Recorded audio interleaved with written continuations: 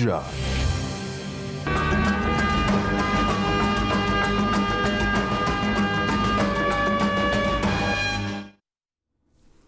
નમસ્તે.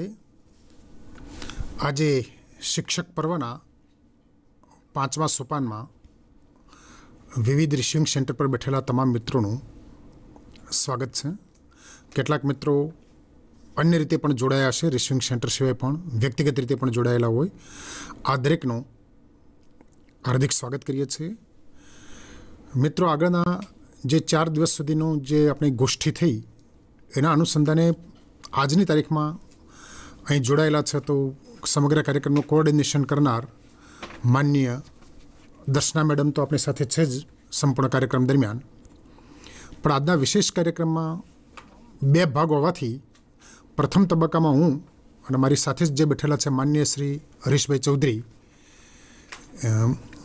એને હું જે શુક્રવારનો બાકી રહેલો કેટલોક ભાગ પૂરો કરીશું.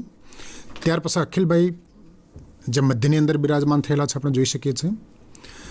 તો અખિલભાઈ ઠાકર એમને આગળની જે સોપાન ખરું એ સંભાળી લેશે. હાલના તબક્કે આપણે જે આગળના દિવસોમાં જોયું તો નવી શિક્ષણ નીતિના સંદર્ભમાં જે ફાઉન્ડેશનની વિગતો હતી એ વિગતો જોયા બાદ શુક્રવારે જે વિષય વસ્તુ ડાયરેક્ટ સ્પર્શ કરતી હતી, એટલે કે દાખલા તરીકે પ્રાથમિક શાળાનું શિક્ષણ કે માધ્યમિક શાળાનું શિક્ષણ જેની સાથે આપણો સીધો સંપર્ક છે અને શિક્ષકે કઈ રીતે બદલાવવું પડશે એમાં. યદિ વા વયમ પરિવર્તનમ કર્તુમ ઈચ્છામઃ, જો શિક્ષક નહીં બદલાય તો કિંચિત અપી પરિવર્તયિતુમ ન શક્નોતિ. એટલે શિક્ષકે ક્યાં ક્યાં બદલાવવું પડશે, કઈ રીતે બદલાવવું પડશે એની વિગતો સમજવાનો પ્રારંભ આપણે શુક્રવારે કર્યો હતો. અને સહજપણે આ પ્રકરણ એ રીતે બહુ લાંબુ હોવાના કારણે એ દિવસમાં પૂર્ણ થઈ શક્યું નહોતું. આજે એક મહત્ત્વના મુદ્દાથી હું શરૂઆત કરવા જઈ રહ્યો છું અને મહત્ત્વનો મુદ્દો છે નેશનલ કરિક્યુલમ ફ્રેમવર્ક, NCF, રાષ્ટ્રીય અભ્યાસક્રમનું માળખું. બંને રીતે વિચારવાનું કે પહેલાં તો આવા રાષ્ટ્રીય કક્ષાના માળખાની જરૂરિયાત કેમ. મિત્રો, ભારતીય બંધારણમાં શિક્ષણ એ કેન્દ્ર અને રાજ્ય સરકાર આ બંનેની સંયુક્ત યાદીમાં છે. જેના કારણે અને આટલા મોટા દેશમાં પણ આપણે જોઈએ તો તમામ જગ્યાએ કોમન પાઠ્યપુસ્તક જ અમલમાં આવી શકે એ સંભાવના જ નથી, શક્ય પણ નથી અને સ્વીકાર્ય પણ નથી કદાચ. એ સંજોગોમાં અભ્યાસક્રમની મૂળભૂત બાબતો એક સરખી રહે સમગ્ર દેશમાં, એ પણ અનિવાર્ય વસ્તુ આપણે સમજી શકીએ. અને એના માટે કોઈ પણ શિક્ષણ નીતિના અમલ માટે જરૂરી છે કે ભાઈ અભ્યાસક્રમમાં શું હોવું જોઈએ, આપણા પાઠ્યપુસ્તકો કેવા બનશે, દરેક રાજ્ય પોતાની મૂલ્યાંકન પદ્ધતિ કઈ રીતે ડેવલપ કરશે, શિક્ષક વર્ગખંડની અંદર જે વર્ગ વ્યવહાર કરશે એ કઈ રીતે કરશે. આ બધી બાબતોમાં કેટલીક બાબતોના કોમન સિદ્ધાંતો એ હોવા જોઈએ. અને એ સિદ્ધાંતો પૈકી આપનારું જે માળખું ખરું એ છે રાષ્ટ્રીય અભ્યાસક્રમનું માળખું, NCF. આગળની શિક્ષણ નીતિ વખતે પણ આપણે NCF જોતા હતા. NCF 2001 અને 2005 એની વારંવાર ચર્ચા કરતા આવ્યા છીએ. એક વાક્ય તો આપણને બધાને કદાચ કંઠસ્થ થઈ ગયું છે કે બાળક એ જ્ઞાનનો ઉપભોક્તા નથી પણ સર્જક છે. આ NCFના સંદર્ભમાં હોવાના કારણે આપણને કંઠસ્થ થઈ ગયું. પણ આપણે શુક્રવારે જોયું તો એમ કેટલાક જે 20 મૂળભૂત મુદ્દાઓ ખરા એ મુદ્દાઓનો કોઈ પણ રીતે ઇંગિત થાય આપણા પાઠ્યપુસ્તકોમાં, આપણા અભ્યાસક્રમમાં. અને એ હેતુથી હવે રાષ્ટ્રીય કક્ષાના આ પ્રકારના અભ્યાસક્રમ માળખાની બીજી જરૂરિયાત ઊભી થશે. અને બીજી મજાની વાત એ કરી છે કે આવું રાષ્ટ્રીય કક્ષાનું અભ્યાસક્રમ માળખું એનો અમલ 5 થી 10 વર્ષના ગાળામાં અવારનવાર થતો રહેશે અને અનુભવોના આધારે એમાં જરૂરી ફેરફારો પણ કરી શકાશે. બીજી એક અગત્યની વસ્તુ કે જ્યારે રાષ્ટ્રીય અભ્યાસક્રમનો મુદ્દો આવી જાય એ વખતે સ્થાનિક ભાષાઓમાં મને યાદ છે કે આગળના જ્યારે NCF આવ્યા ત્યારે ગુજરાતે એનો અનુવાદ ગુજરાતી ભાષામાં પોતે કરાવ્યો હતો. ત્યાંથી અંગ્રેજીમાં જ અને હિન્દીમાં જ એનું પ્રકાશન થયું હતું. તો ભારતની વિવિધ ભાષાઓમાં એનું પ્રકાશન થશે, એટલે આપણે અનુવાદ કરવાની જરૂરિયાત નહીં રહે. અને એનું અદ્યતની હવે NCFને આપણે જોઈશું તો NCFના આધારે આપણા રાજ્યનો અભ્યાસક્રમ કેવો બનાવવો, કારણ કે ફ્રેમવર્ક છે, અભ્યાસક્રમ નથી. તો ફ્રેમવર્કના રાજ્ય સ્તરનો અભ્યાસક્રમ એ નિર્માણ જે તે રાજ્ય કરી શકશે અને મૂળભૂત સિદ્ધાંતો એ જે NCFમાં આપેલા હશે એ અપનાવશે. અને એનાથી આગળની વાત કે અભ્યાસક્રમના આધારે પાઠ્યપુસ્તકોની સંરચના એ પણ કાળજીપૂર્વક કરવામાં આવશે. એ મુદ્દો પણ આપણે આગળ કે એમાં કેવી કેવી વસ્તુ હોવી જોઈએ, કઈ રીતે હોવી જોઈએ, NCFમાં કઈ રીતે દર્શાવવામાં આવશે એ વિગત આપણે આગળની સ્લાઇડમાં સમજીશું. મને લાગે છે કે આટલી જે પ્રાથમિક ચર્ચા બાદ હું માન્ય શ્રી હરીશભાઈને વિનંતી કરું કે જે આગળના મુદ્દાઓ ખરા એ મુદ્દાઓ ઉપર વિગતવાર ચર્ચા કરે. હરીશભાઈ. આભાર માન્ય નરેન્દ્રભાઈ. મિત્રો, એક સળંગ ક્રમમાં નરેન્દ્રભાઈએ આખું પ્રકરણ છે મૂકી આપ્યું છે. સૌથી પહેલાં આપણે NEPમાં જોયું એ ફાઉન્ડેશન ઓફ લર્નિંગ, પછીના ક્રમે ફાઉન્ડેશનલ લર્નિંગ, પછીના ક્રમે આઉટ ઓફ સ્કૂલ, ચોથા ક્રમે અભ્યાસક્રમ, અને આ પતશે આજે એટલે એ પછી શિક્ષકનું શરૂ થશે. અભ્યાસક્રમની અંદર પણ શું છે અભ્યાસક્રમ, ટીચિંગ લર્નિંગ પ્રોસેસ એટલે કે પેડાગોજી માં શું શું હશે એની વાત શુક્રવારે થઈ ગઈ છે. NCF સુધી આવ્યા આપણે. સમગ્ર રાષ્ટ્રમાં પાઠ્યપુસ્તકો અને અભ્યાસક્રમ તૈયાર કરવા માટેનું જે માર્ગદર્શક આપતું માળખું છે એ રાષ્ટ્રીય અભ્યાસક્રમ રૂપરેખા છે. એ અંગેની વાત નરેન્દ્રભાઈએ કરી. અને હવે આગળના ક્રમે આપ સ્લાઇડમાં જોઈ શકશો કે આપણું જે પુસ્તક હશે એ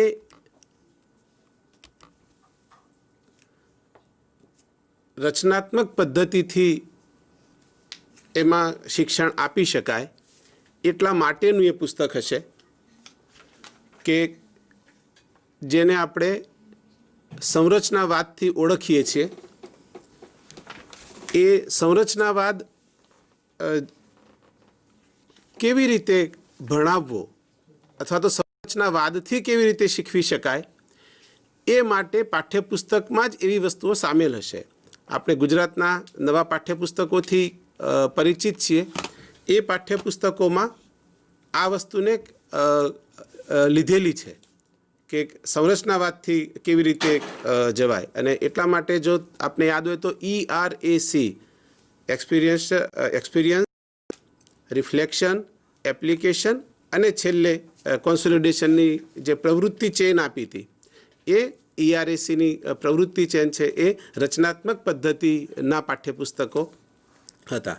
અત્યારે તમે સ્લાઇડમાં જોઈ શકશો એમ કે આ પુસ્તકો આવા થાય તો પણ એ બહુ જ ઓછી કિંમતે બધાને મળી જાય એટલા માટે NCERT અને બધા રાજ્યોની SCERTs આ લોકો સાથે રહીને પુસ્તકોનું નિર્માણ કરે. એટલે એવું નહીં કે સીધું NCERT બનાવ્યું છે એ સીધે સીધું આપણે ટ્રાન્સલેટ કરવાનું. બધી SCERTs પણ એની સાથે જોડાયેલી રહે કે અમારું પુસ્તક આવી રીતે હોય કે જેથી અત્યારે આપણને ક્યાંક ક્યાંક ગણિત, સામાજિક વિજ્ઞાન, વિજ્ઞાન અને પર્યાવરણમાં જે થોડીક ટર્મિનોલોજીની મુશ્કેલી આવી રહી છે એ ટર્મિનોલોજીની મુશ્કેલી એટલા માટે છે કે એ ભાષાંતરિત પુસ્તકો છે. એવું ન થાય એટલા માટે પહેલેથી જ રાજ્યો એની સાથે જોડાયેલા હોય એ પ્રકારે પુસ્તક બનશે. લેખકો છે એમને લેખન માટેનું પ્રોત્સાહન તો ખરું જ, પણ એ લોકો સ્થાનિક સામગ્રીનો ઉપયોગ કરી શકે એને માટે એમને પ્રોત્સાહિત કરવામાં આવશે. નરેન્દ્રભાઈએ કહ્યું તેમ બધી જ ક્ષેત્રીય ભાષાઓમાં આ પાઠ્યપુસ્તકો હશે. નેક્સ્ટ મુદ્દો છે એ મિત્રો દફતરનો ભાર ઓછો કરવા માટે સમગ્ર શિક્ષણ તંત્ર દ્વારા પ્રયાસ થશે.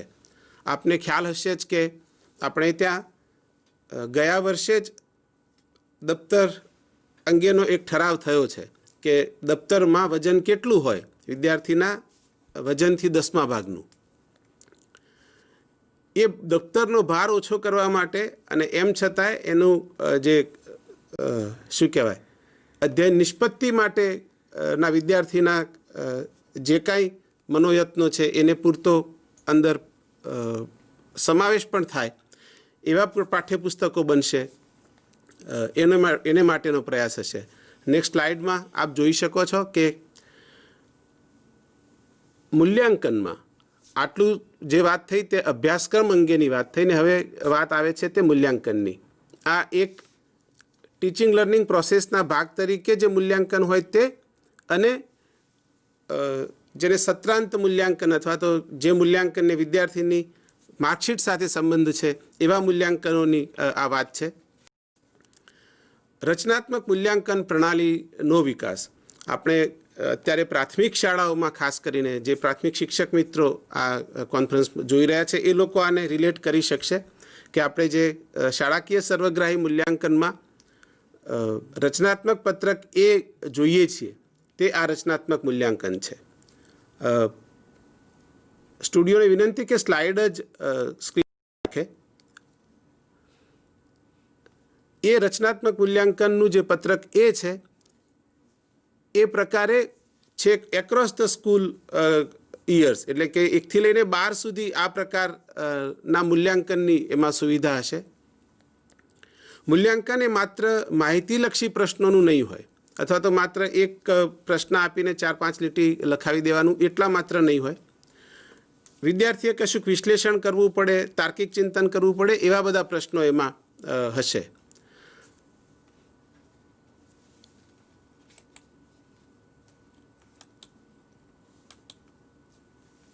વિદ્યાર્થીના વિકાસ માટે મૂલ્યાંકનમાં પરિવર્તન થશે.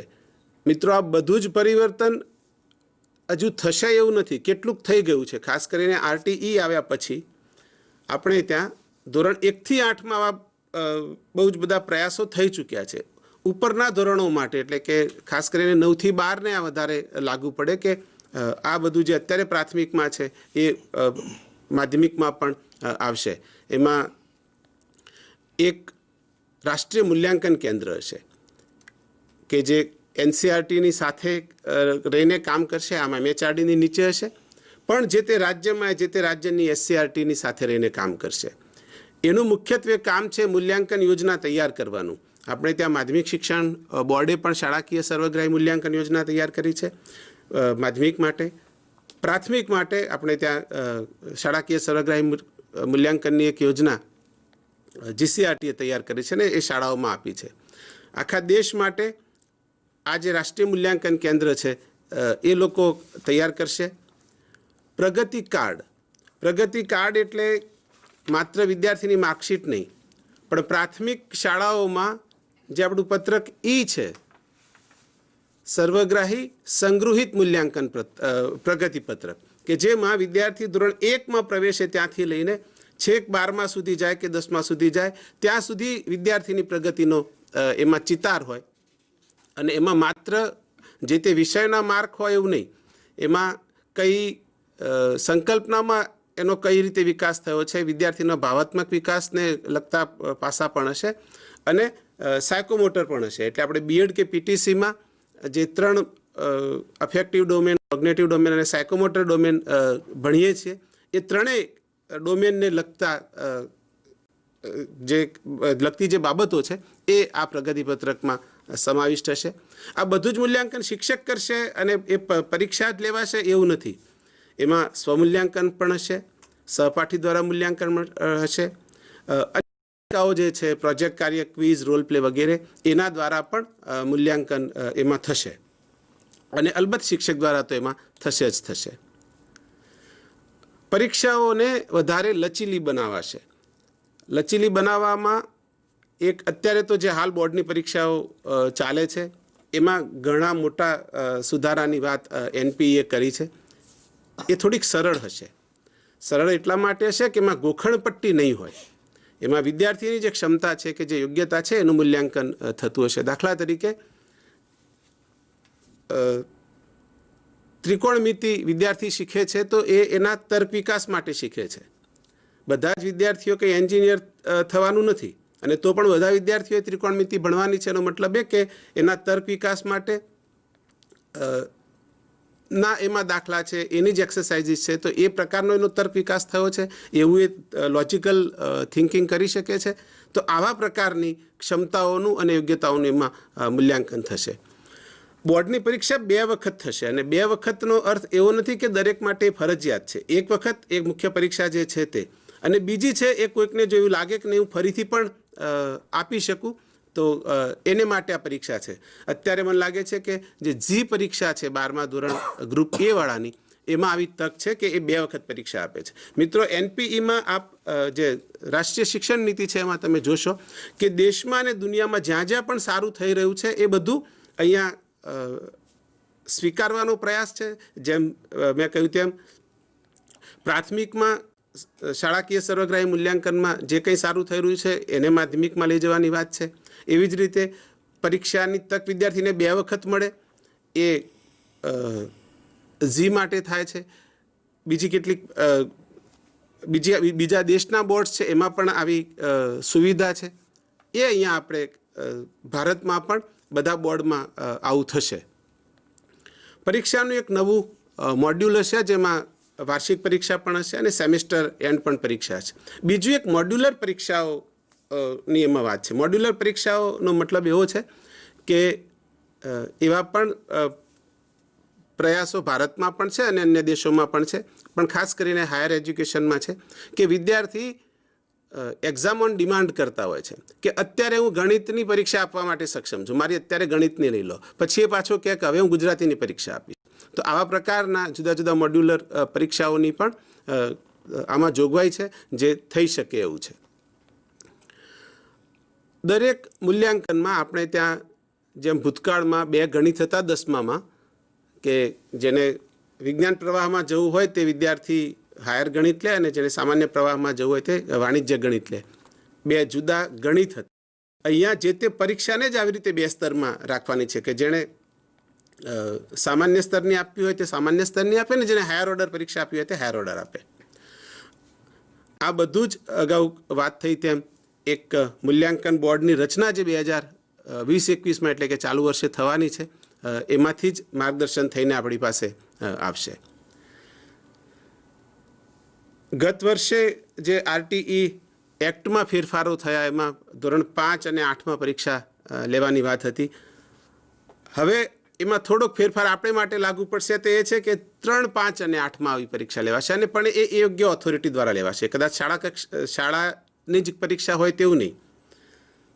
ગુજરાતમાં આપણને આ નવું નહીં લાગે, કારણ કે આપણે તો 3 થી 8 બધી જ પરીક્ષાઓનું સંચાલન છેલ્લા 1-2 વર્ષમાં થોડુંક એવું કેન્દ્રીકૃત થયું છે, જેમાં કોમન પ્રશ્નપત્રો છે, કોમન ટાઈમ ટેબલ છે. અહીંયા 3, 5 અને 8 માટે આખા દેશમાં આ રીતે આ લાગુ થશે. ધોરણ 3માં જે આપણે અગાઉ વાત કરી ગયા છે ફાઉન્ડેશનલ લર્નિંગમાં કે મૂળભૂત વાંચન લેખન ગણનના કૌશલ્યનો એમાં ભાર હશે એની પરીક્ષામાં. પણ ઉપરના જે ધોરણો છે ત્યાં જ માત્ર કૌશલ્યો કે પ્રાયોગિક એવું નહીં આવે. વાસ્તવિક પરિસ્થિતિ અનુસારની પરીક્ષા પણ હશે. આ પરીક્ષાને તમે ક્રિયાત્મક કસોટી સાથે જોડી શકો, જે આપણે ત્યાં વર્ષોથી અમલમાં છે કે વિદ્યાર્થીની લેખિત, મૌખિક અને ક્રિયાત્મક કસોટી. તો વિદ્યાર્થી શું કરવા સક્ષમ છે એવું જ્યારે કહીએ ત્યારે એ કશું કરી શકવું હોય જોઈએ, એને કરી શકે છે કે નહીં એની નોંધ પણ એના પ્રગતિપત્રકમાં હોય. એટલે એવા પ્રકારનું પણ જેને પ્રાયોગિક મૂલ્યાંકન કહીએ છીએ એવું આમાં આવશે. અહીંયા મૂલ્યાંકનનો હેતુ છે મિત્રો એ ખાલી શિક્ષણના વિકાસ માટેનો છે. વિદ્યાર્થીને પાસ નાપાસ કરવા એ એનો મુખ્ય હેતુ નથી. એ સતત આપણા ધ્યાનમાં રહે. એક કેન્દ્રીય મૂલ્યાંકન સંસ્થા, પરખ નામની સંસ્થા, એની જોગવાઈ આમાં થઈ છે. Performance assessment review and analysis of knowledge four holistic development. આ એક સંસ્થા છે, એ આખા દેશ માટે એક કોમન મૂલ્યાંકનનું ફ્રેમવર્ક વિકસાવશે અને એના માપદંડ અથવા તો ઇન્ડિકેટર્સ વિકસાવશે. એની સાથે સાથે આપણે જે નેશનલ એચિવમેન્ટ સર્વે થાય છે, ગુજરાતમાં પણ જેમ સ્ટેટ એસેસમેન્ટ સર્વે થાય છે, આપણે ગેપ તરીકે જેને વર્ષોથી ઓળખતા આવતા હતા, એવું બીજા રાજ્યોમાં પણ થશે. પણ આ રાજ્ય અને કેન્દ્રના જે આ એચિવમેન્ટ ટેસ્ટ જે થાય છે એનું સંચાલન આ પરખ નામની સંસ્થા કરશે. અને એને આધારે એમાં કંઈ મૂલ્યાંકનમાં ફેરફાર કરવાના છે, પેડાગોજીમાં કોઈ ફેરફાર કરવાના છે, એનું માર્ગદર્શન પણ પરખ આપશે. એટલે મૂલ્યાંકનના જે પરિણામો હશે એનો ઉપયોગ એ હંમેશા વિદ્યાર્થીના વિકાસ માટે હશે, શાળાના વિકાસ માટે હશે, શિક્ષણના વિકાસ માટે હશે.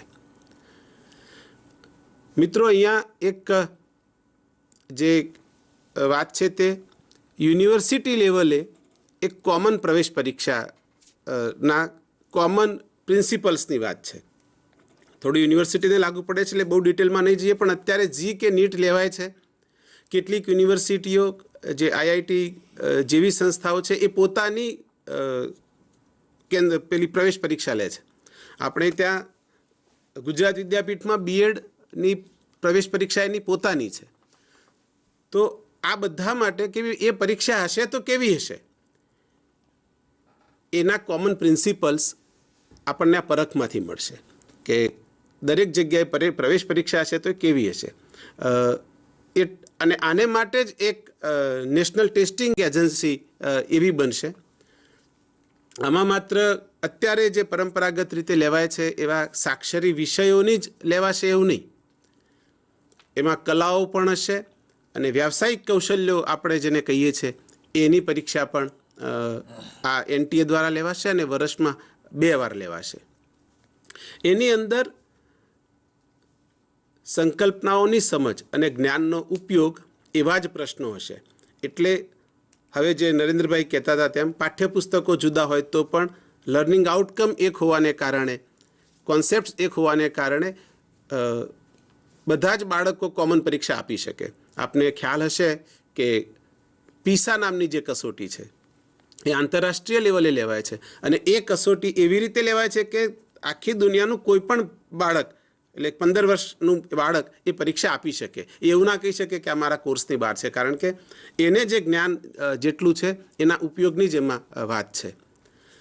મિત્રો, આનાથી પોલિસીમાં જ એવું કહ્યું છે કે જે પરીક્ષાલક્ષી ટ્યુશન ચાલે છે એ જરૂરિયાત તો વિદ્યાર્થીઓની બંધ થઈ જશે. અત્યારે કેટલાક ટ્યુશન્સ એવા જ છે જે જીનું જ ટ્યુશન કરાવતા હોય, માત્ર નીટનું જ ટ્યુશન કરાવતા હોય, અમુક પ્રકારની આઈઆઈટીમાં જવા માટેનું જ ટ્યુશન કરાવતા હોય. એ બધું ખતમ થઈ જશે, કારણ કે એનો અભ્યાસક્રમ અને મૂલ્યાંકન બધું નેશનલ લેવલે એવી રીતે ગોઠવાશે કે એ સામાન્યતઃ શાળાનો ભાગ બનશે અને ગોખણપટ્ટી નીકળી જશે. એટલે જે ટ્રિક્સ જે ટ્યુશનવાળા શીખવે છે એવી ટ્રિક્સ આમાંથી નીકળી જશે. એક બીજું મિત્રો સારું એ થવાનું છે કે વિદ્યાર્થીઓને જેમાં રસ હોય એવા વિષયોની પસંદગી થઈ શકશે. આને વિશે પછીના એક પ્રકરણમાં પણ વાત આવે છે, પણ આ ખાસ કરીને તો હાયર એજ્યુકેશનને વધારે લાગુ પડે છે. આપણે ત્યાં એવો થોડોક પ્રયાસ થયો છે કેટલાક વર્ષો પહેલાં, જેને સપ્તધારા એવા કાર્યક્રમને નામે ઓળખવામાં આવતો હતો, કે વિદ્યાર્થી બીએસસી કરતો હોય પણ તો પણ સપ્તધારા એટલે 7 જુદા જુદા ક્ષેત્રો, એમાં સંગીત, ચિત્ર, શારીરિક શિક્ષણ વગેરેના બધા મુદ્દાઓ હોય એવા પ્રકારનું વિદ્યાર્થીને ભણવાનું મળે. અને ક્રેડિટ બેઝ ચોઇસ સિસ્ટમ જ્યારે અમલમાં આવી યુનિવર્સિટી લેવલે, ત્યારે આ વસ્તુઓ ત્યાં હતી. હવે એ બધા જ રાજ્યોમાં એ સરખી રીતે આવશે. એનો અર્થ એવો થાય છે કે બીએસસી ગણિત સાથે થનાર કોઈ વિદ્યાર્થી એના એક સબ્જેક્ટ તરીકે પોતાના શોખ કે રુચિ અનુસાર ચિત્રને રાખી શકે, સંગીતને રાખી શકે, ઇતિહાસ રાખી શકે.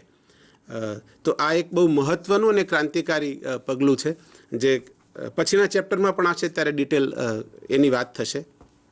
દરેક વિદ્યાર્થીને એક પોર્ટફોલિયો હશે મિત્રો, આ પોર્ટફોલિયો એટલે જે પત્રક ઈની અગાઉ વાત થઈ, પ્રગતિ પત્રકની જે વાત થઈ, એમાં મદદ કરનારો છે. આ આપણને લાગુ પડે છે, વધારે લાગુ પડે છે. ધોરણ 1થી એક બાળક પ્રવેશ્યું છે, એ પ્રવેશ્યા પછી એનો વિકાસ કઈ રીતે થયો છે એ અત્યારે તો આપણે પત્રક ઈમાં એ સાચવવાનો હોય છે. જે સંગૃહિત સર્વગ્રાહી પ્રગતિ પત્રક છે એમાં આ થોડુંક વધારે ડિટેલ હશે અને એને મદદ કરતો હોય તેવો પોર્ટફોલિયો પણ હશે. પોર્ટફોલિયો એટલે એક ફાઇલ જેવું હશે. થોડાક સમયને અંતે તો એ બધું જ ડિજિટલ સ્વરૂપે અવેલેબલ હશે. જેમ અત્યારે એક હેલ્થ કાર્ડની વાત છે કે જે એક ડિજિટલ હોય. હું ગાંધીનગરમાંથી દવા લઈ અને પછી 2 વર્ષ પછી દિલ્હીના કોઈક ડૉક્ટરને એક કાર્ડ બતાવું અથવા તો એક નંબર આપું તો એ મને ગાંધીનગરમાં કઈ દવા મળી હતી 2 વર્ષ પહેલાં એ ડૉક્ટરને દિલ્હીવાળાને ખબર પડે. એવા પ્રકારનું ડિજિટાઇઝડ પોર્ટફોલિયો અને પ્રગતિપત્રક આપણા વિદ્યાર્થીઓનું હશે. જેને કારણે જે આ વિદ્યાર્થી જે શિક્ષક પાસે ગયો છે એને જૂનું એવું શું શું શીખવાનું બાકી છે અથવા તો એના કયા રસ અને રુચિ ક્ષેત્રો છે એની શિક્ષકને ખબર પડી શકે. એથી કરીને વિદ્યાર્થીઓને એમની રુચિ મુજબ, એમની ટેલેન્ટ મુજબ જે તે જગ્યાએ પ્રવેશ આપી શકાય.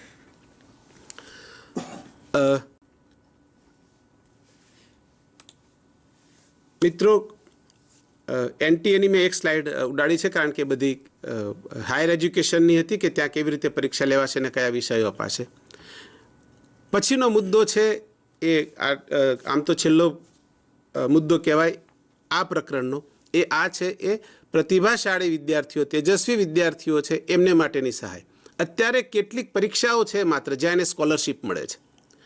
એ સિવાય તેજસ્વી વિદ્યાર્થીઓ માટે બહુ બધું આપણે કરતા હોય તેવું નથી આખા દેશમાં. એમને માટેની જોગવાઈઓ આ નવી નીતિમાં છે, રાષ્ટ્રીય નીતિમાં છે. આવી જે બાય બર્થ કેટલાક જે ટેલેન્ટેડ છોકરા છોકરીઓ હોય એમને શોધવા અને એમને વિકસાવવા, એને માટે જેટલું જરૂર હોય તેટલું શિક્ષણ તંત્ર એમને મદદ કરે, જેથી કરીને વિદ્યાર્થી પોતાનો વિકાસ પોતાની રુચિના ક્ષેત્રમાં, પોતાના રસના ક્ષેત્રમાં અને પોતાની યોગ્યતા મુજબ એ કરી શકે. આ થાય એટલે આ બધા વિદ્યાર્થીઓ માટે નહીં હોય. દાખલા તરીકે કોઈ વિદ્યાર્થી સંગીતમાં ખૂબ સારા છે તો બધા જ વિદ્યાર્થીઓ સંગીત ફરજિયાત એ લેવલનું ભણવું એવું નહીં. પણ આ વિદ્યાર્થી જે સંગીતમાં ખૂબ આગળ છે એને એની રીતનું, એની કક્ષાનું ઇનપુટ પણ તંત્ર દ્વારા મળશે. એટલે આ એક બહુ મહત્ત્વની જોગવાઈ છે કે જે વિદ્યાર્થીઓ સંગીતમાં એને થોડુંક વધારે શીખવાની જરૂર હશે તો એને એવું પ્લેટફોર્મ તંત્ર દ્વારા જ મળશે. આવા બાળકો સાથે કેવી રીતે કામ કરવું એનું શિક્ષણ શિક્ષક પ્રશિક્ષણમાં સામેલ થશે. એટલે કે બીએડના અભ્યાસક્રમમાં આ બાબતો પર પણ ભાર અપાશે કે આવા બાળકોને કેવી રીતે તમે શીખવી શકો. આપણે ત્યાં જે સ્પેશિયલ બીએડ ચાલે છે મિત્રો, એમાં દિવ્યાંગ બાળકોના શિક્ષણની વાત હોય છે. આપણા સામાન્ય બીએડમાં વધારે પડતી વાત હોય છે પાછળ રહી જતા બાળકોની, કે જે શૈક્ષણિક રીતે થોડાક નબળા છે એવા બાળકોને આપણે આવરી લઈ શકીએ છીએ. પણ એવા બાળકોનું શું જે લોકો બહુ તેજસ્વી છે, જે જન્મજાત જ એવી યોગ્યતા લઈને આવ્યા છે, તો એમને ઇનપુટ આપવા માટેની પણ આમાં વાત હશે. એને માટેની જે કંઈ સામગ્રી જોઈએ, જે માર્ગદર્શન જોઈએ, જે પ્રોત્સાહન જોઈએ, જે આર્થિક રીતે હોય કે બીજી રીતે હોય, એવું પ્રોત્સાહન મળશે. દરેક શાળાઓમાં વિષય આધારિત અને પ્રોજેક્ટ આધારિત એવા મંડળો હશે. આપણે ત્યાં થોડાક વર્ષો પહેલાં, એટલે 10 વર્ષ પહેલાં science club, maths club, language club, આવી ક્લબો ઉચ્ચતર પ્રાથમિક શાળાઓમાં હતી. આવી ક્લબ અને તેજસ્વી વિદ્યાર્થીઓ જેમાં સારી રીતે કોન્ટ્રીબ્યુટ કરી શકે, એમને ચેલેન્જ મળી શકે અને એ ચેલેન્જને એ લોકો ઉપાડી શકે, એ પ્રકારની ક્લબની વ્યવસ્થા આપણી શાળાઓમાં થશે, જેથી કરીને આવી જે વિશેષ પ્રતિભાવાળા બાળકો છે એમને પૂરતું અને યોગ્ય એવું પ્લેટફોર્મ મળે. મિત્રો, આ આખો જે સમગ્ર કાર્યક્રમ થવાનો એમાં એ હશે મેરિટ આધારિત, પણ ટેસ્ટ તો હશે કે દરેક વિદ્યાર્થીની આગળ જવાની યોગ્યતા શું છે, એની અભિયોગ્યતા શું છે, જેમાં એને આગળ જવું જોઈએ. તો એ પ્રકારની એમાં વાત હશે. ટૂંકમાં મિત્રો, આ યોગ્યતાવાળા વિદ્યાર્થીઓ માટેની આ છેલ્લી એક જોગવાઈ અને છેલ્લી સ્લાઇડની વાત કરીને વાત પૂરી કરીએ. ઓલિમ્પિયાડ યોજાશે. અત્યારે જો આપને ખ્યાલ હોય તો ગણિતનો ઓલિમ્પિયાડ યોજાય છે અને આપણે ત્યાં ગુજરાતમાં એનું નેતૃત્વ છે તે ગુજરાત યુનિવર્સિટીનું જે ગણિત શાસ્ત્ર ભવન છે ત્યાંથી થાય છે. કેટલાય બાળકો આપણા ગણિતના ઓલિમ્પિયાડમાં ભાગ પણ લે છે. અલબત્ત આપણા સુધી એ બહુ પહોંચ્યું નથી, પણ હવે આ ઓલિમ્પિયાડ છે એ આપણી બધી જ સરકારી શાળાઓ સુધી પહોંચશે અને યોગ્ય બાળકો આ ઓલિમ્પિયાડ સુધી જશે અને ઓલિમ્પિયાડમાં જશે એટલે એને ખૂબ બધું પ્રોત્સાહન મળશે. અને ખાસ તો એને કોલેજમાં પણ જો પ્રવેશ લેવો હોય તો આના સ્પેશિયલ કંઈક આનો ભારાંક હશે કે એણે ઓલિમ્પિયાડમાં ભાગ લીધો છે તો ઓલિમ્પિયાડમાં એણે આટલું ગુણાંકન મેળવ્યું છે. એટલે આવા બધા બાળકો માટેની પણ આ જોગવાઈ આ નવી નીતિમાં, નવી શિક્ષણ નીતિમાં એની વાત કરવામાં આવી છે. મિત્રો, રાષ્ટ્રીય શિક્ષણ નીતિ 2020 સંદર્ભે પ્રકરણ 4 એટલે કે અભ્યાસક્રમ અને મૂલ્યાંકન એને વિશેની આટલી વાત કરીને હવે આપ સૌનો આભાર માનીને માનનીય અખિલભાઈને આગળની વાત કરવા વિનંતી. માનનીય અખિલભાઈ. નમસ્કાર. પ્રકરણ 4માં આપણે અભ્યાસક્રમ, પાઠ્યપુસ્તક અને મૂલ્યાંકન વિશે જોયું. પ્રકરણ 5 જે આપ સૌને સીધી રીતે સ્પર્શે છે એ જોવા જઈ રહ્યા છે ત્યારે શુક્રવારે કેન્દ્ર કક્ષાએથી રજૂઆત થઈ. તેમાં શિક્ષકોને નવી શિક્ષણ નીતિના પથ પ્રદર્શક અને બ્રાન્ડ એમ્બેસેડર તરીકે નિયુક્તિ આપી દેવામાં આવી છે. ત્યારે શિક્ષકોની ભરતી, તેમની બઢતી, તેમની તાલીમ, સ્થાનિક કક્ષાના જે લોકો છે એમનો શિક્ષણમાં ઉપયોગ વગેરે આ પ્રકરણમાં આપણે જોવા જઈશું. આપણી સાથે વક્તા તરીકે IITમાંથી ડૉક્ટર વિરલબેન જાદવ ઉપસ્થિત છે, તેમજ ડાયટ દાહોદમાંથી મુકેશભાઈ ડામોર આપણી સાથે ઉપસ્થિત છે. ત્યારે બંનેનું સ્ટુડિયોમાં સ્વાગત કરી પ્રકરણ 5 શિક્ષકમાં જે બાબતોનું નિર્માણ અને સંકલન કરવામાં આવ્યું છે તે બાબતો રજૂ કરવા માટે ડૉક્ટર વિરલબેન જાદવને વિનંતી કે ડૉક્ટર વિરલબેન જાદવ પ્રથમ સેશનમાં અને પછી મુકેશભાઈ ડામોર દ્વિતીય સેશનમાં આપણી સાથે જોડાય. ડૉક્ટર વિરલબેન જાદવ. નમસ્કાર. હું આજના કાર્યક્રમની શરૂઆત રાષ્ટ્રીય શિક્ષણ નીતિની થોડીક પ્રાસ્તાવિક ભૂમિકાથી કરીશ.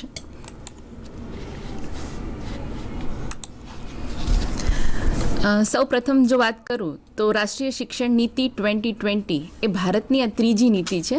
1968 પછી 1986 અને ત્યારબાદ 34 વર્ષ પછી એટલે કે 2020માં આપણને ન્યૂ એજ્યુકેશન પોલિસી પ્રાપ્ત થઈ છે. આ પોલિસીની થોડીક વાત કરીએ આપણે તો આ પોલિસી એકદમ સંક્ષિપ્ત છે. અત્યાર સુધી જેટલા પણ ડ્રાફ્ટ બન્યા છે, જેટલી પણ પોલિસીઝ આવી છે, જેટલા બી કમિશન્સ આવ્યા છે, એમના જે બી તમે રિપોર્ટ્સ જુઓ તે બધા જ રિપોર્ટ્સ ખૂબ જ દળદાર હતા. આ પોલિસી, આ જે એજ્યુકેશન પોલિસી આવી છે એ એકદમ સંક્ષિપ્તમાં બની છે. 2015થી આ નીતિ ઉપર કામ કરવાનું શરૂ થયું અને લગભગ 5 વર્ષ સુધી આ નીતિ ઉપર ઘણી બધી ચર્ચાઓ થઈ.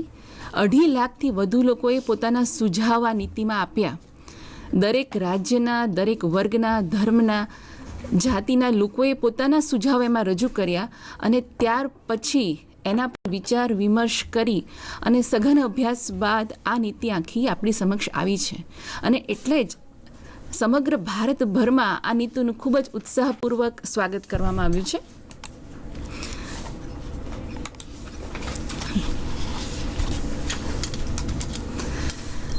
આ નીતિનો મુખ્ય ઉદ્દેશ શું છે એની વાત કરીએ તો નીતિનો જે બેઝિક એનો જે મુખ્ય ઉદ્દેશ છે એ છે કે આપણે એક એવા નાગરિકોનું નિર્માણ કરવાનું છે કે જે વિચારથી, બૌદ્ધિકતાથી અને કાર્ય વ્યવહારથી ભારતીય બને. એટલે કે હું એવું કહીશ કે આ પ્રથમ એવી શિક્ષણ નીતિ છે કે જેમાં ભારતીયતા ઉપર વિશેષ જોક આપવામાં આવ્યો છે. એમાં એ વસ્તુ ઉપર પ્રાધાન્ય આપવામાં આવ્યું છે કે સમગ્ર શિક્ષણ વ્યવસ્થા જે છે એમાં ભારતીયતા ઝળકે. યુનેસ્કોએ પણ એવું કહ્યું છે કોઈ પણ દેશની શિક્ષણ નીતિ કેવી હોવી જોઈએ, તો એમણે એવું કહ્યું છે શિક્ષણ નીતિ એ તેમની સંસ્કૃતિ અને વિકાસને અનુરૂપ હોવી જોઈએ. હવે એટલે અહીં તમે જુઓ તો આંતરરાષ્ટ્રીય કક્ષાએ પણ આ વસ્તુ પર વિશેષ જોક આપવામાં આવે છે કે કોઈ પણ દેશના વિકાસ માટે જે એની એજ્યુકેશન પોલિસી છે એના કલ્ચર બેઝ ઉપર હોવી જોઈએ. એટલે કે રાષ્ટ્રની સંસ્કૃતિ, પ્રકૃતિ અને તેના વિકાસ માટેની હોવી જોઈએ, એને અનુરૂપ હોવી જોઈએ. અને એ વસ્તુને ધ્યાનમાં રાખીને જ રાષ્ટ્રીય શિક્ષણ નીતિ 2020ને કોમ્પ્રિહેન્સિવ, હોલિસ્ટિક અને ઇન્ટિગ્રેટેડ બનાવવામાં આવી છે. તેમાં લોકલથી લઈને ગ્લોબલ સુધી જવાનો કન્સેપ્ટ છે. એટલે આ સમગ્ર નીતિમાં સ્થાનીયતા આ શબ્દ અવારનવાર વાપરવામાં આવ્યો છે અને દરેક જગ્યાએ એમણે સ્થાનીયતા ઉપર ખૂબ જ ભાર આપ્યો છે. એટલે આ જ સંદર્ભમાં આખી નીતિને આપણે સમજીએ તો સમગ્ર શિક્ષણ વ્યવસ્થા એટલે એનો જે બેકબોન કહીએ, એનો મૂળભૂત આધાર કહીએ તો એ છે શિક્ષણ વ્યવસ્થા. કારણ કે શિક્ષણ વ્યવસ્થા એ રાષ્ટ્રના આધારની પાયાની બાબત છે. અને શિક્ષણ વ્યવસ્થાનો આધાર એટલે શિક્ષકો અને શિક્ષક પ્રશિક્ષણ. અને એટલે જ આ એજ્યુકેશન પોલિસી 2020માં ચેપ્ટર 5 એટલે કે મુદ્દો નંબર 5 અને 15 કે જે શિક્ષક અને શિક્ષણ પ્રશિક્ષણ ઉપર ફોકસ કરે છે એ આપણા માટે સૌથી વધારે અગત્યના અને મહત્ત્વના છે. તો આપણે એમાંના સૌથી અગત્યના એવા પોઈન્ટ એટલે કે શિક્ષક, અ ટીચર, એના ઉપર થોડીક ચર્ચા આ સત્રમાં કરીશું. હમણાં જ મેં વાત કરી એ રીતે કે કોઈ પણ રાષ્ટ્રનું જે નિર્માણ છે એ શિક્ષકોના હાથમાં છે. કારણ કે શિક્ષકો જે છે એ દેશના ભવિષ્યનું ઘડતર કરી રહ્યા છે. અને આ દેશના ભવિષ્યના ઘડતર એટલે એના વિદ્યાર્થીઓ. એટલે આ વિદ્યાર્થીઓને ઘડતર કરવામાં શિક્ષકની ભૂમિકા ખૂબ જ મહત્ત્વની છે. તો આજે સમાજમાં શિક્ષકનું જે સ્થાન છે, જે મોભો છે, એમાં થોડું આપણને ક્યાંક કમી આવેલી જોવા મળે છે. અને શિક્ષકના આ દરજ્જાને, આ મોભાને, આ પ્રતિષ્ઠાને પુનઃ સ્થાપિત કરવાનો પ્રયત્ન આ નેશનલ એજ્યુકેશન પોલિસી 2020માં કરવામાં આવ્યો છે. કેવી રીતે ટીચરની જે રિસ્પેક્ટ છે, જે એનું સ્ટેટસ છે એને ઇમ્પ્રૂવ કરી શકાય, તો એના સંદર્ભમાં ચેપ્ટર ફોકસ કરે છે. એમનું માનવું એવું છે, આખી નીતિમાં એ પ્રકારની વાત રજૂ કરી છે કે અત્યારે શાળાની અંદર શિક્ષકની જે ભરતી થાય છે, જે વિદ્યાર્થીઓ as a teaching, as a profession select કરી રહ્યા છે, એ વિદ્યાર્થીઓ શિક્ષકોની ભરતી, એમની બઢતી, આ અંગેના જે નિયમો છે, એમની જે સતત તાલીમની વ્યવસ્થા છે, એ બધું જે પ્રકારનું હોવું જોઈએ એ પ્રકારનું ક્યાંક નથી. અને એના લીધે આ શિક્ષણ નીતિ આપણને ઉચિત પરિણામ કેવી રીતે મેળવી શકાય એ દિશામાં માર્ગદર્શન આપે છે. કઈ રીતે આપણે આ વસ્તુમાં બદલાવ લાવી અને યોગ્ય દિશામાં આગળ વધી શકીશું. તો એમનો ફોકસ છે કે આપણે અત્યારે આ નીતિના સંદર્ભમાં આ દિશામાં વિચાર કરવાની ખૂબ જરૂર છે. તો આમાંનો પ્રથમ મુદ્દા ઉપર આપણે જોઈશું, ફોકસ કરીશું શિક્ષકોની ભરતી અને બઢતી. કયા પ્રકારના લોકો આ ફિલ્ડમાં આવે, કઈ રીતે આપણે એમનું એનરોલમેન્ટ કરવું જોઈએ અને કેવી રીતે આપણે આનો બેનિફિટ લઈ શકીએ, એ મુદ્દા ઉપર અહીં ફોકસ કરવામાં આવ્યું છે.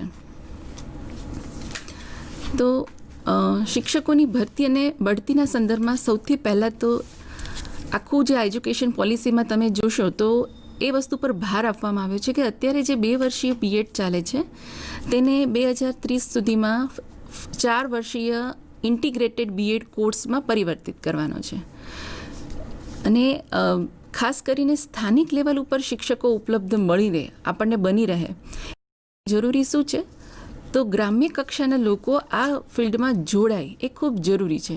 તો આ વસ્તુને ધ્યાનમાં રાખીને એવું ભલામણ કરવામાં આવે છે કે સ્થાનિક લોકો, ગ્રામ્ય કક્ષાના પણ વિદ્યાર્થીઓ 4 યર ઇન્ટિગ્રેટેડ કોર્સમાં જોડાય.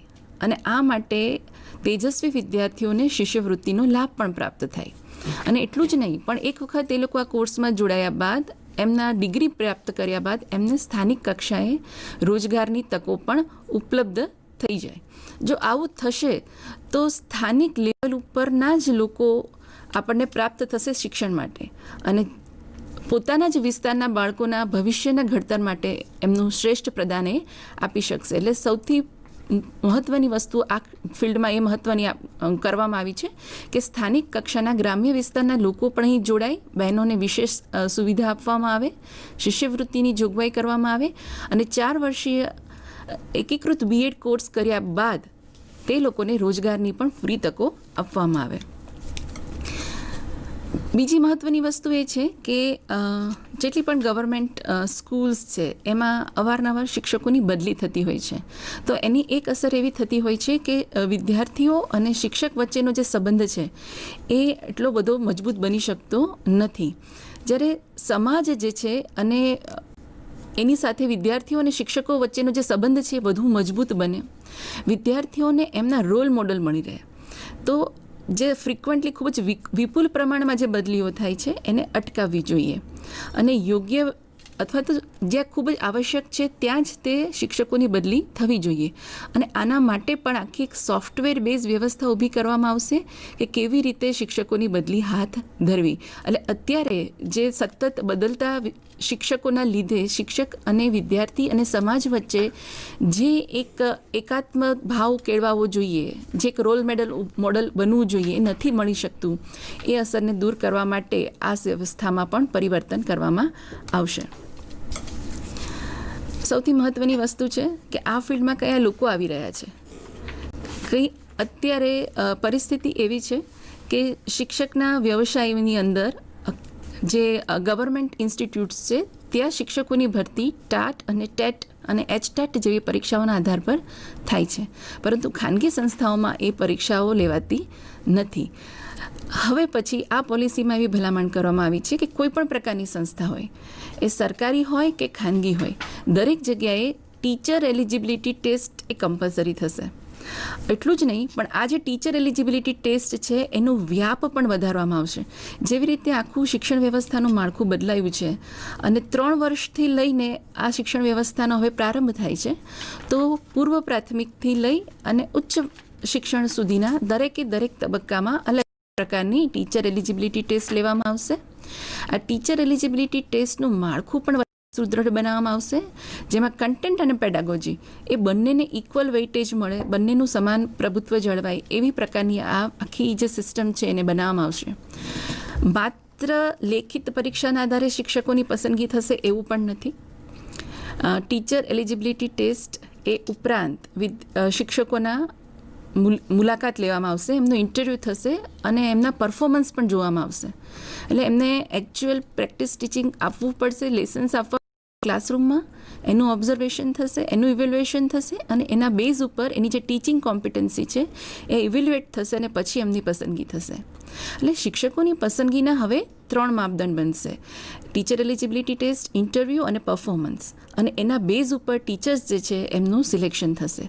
બીજી એક મહત્ત્વની વસ્તુ એ પણ એમાં ફોકસ કરવામાં આવી છે કે જ્યારે ટીચરની પસંદગી થાય ત્યારે તે સ્થાનિક ભાષા અથવા તો કે લોકલ ભાષાનો જાણકાર હોય એ અતિ આવશ્યક છે.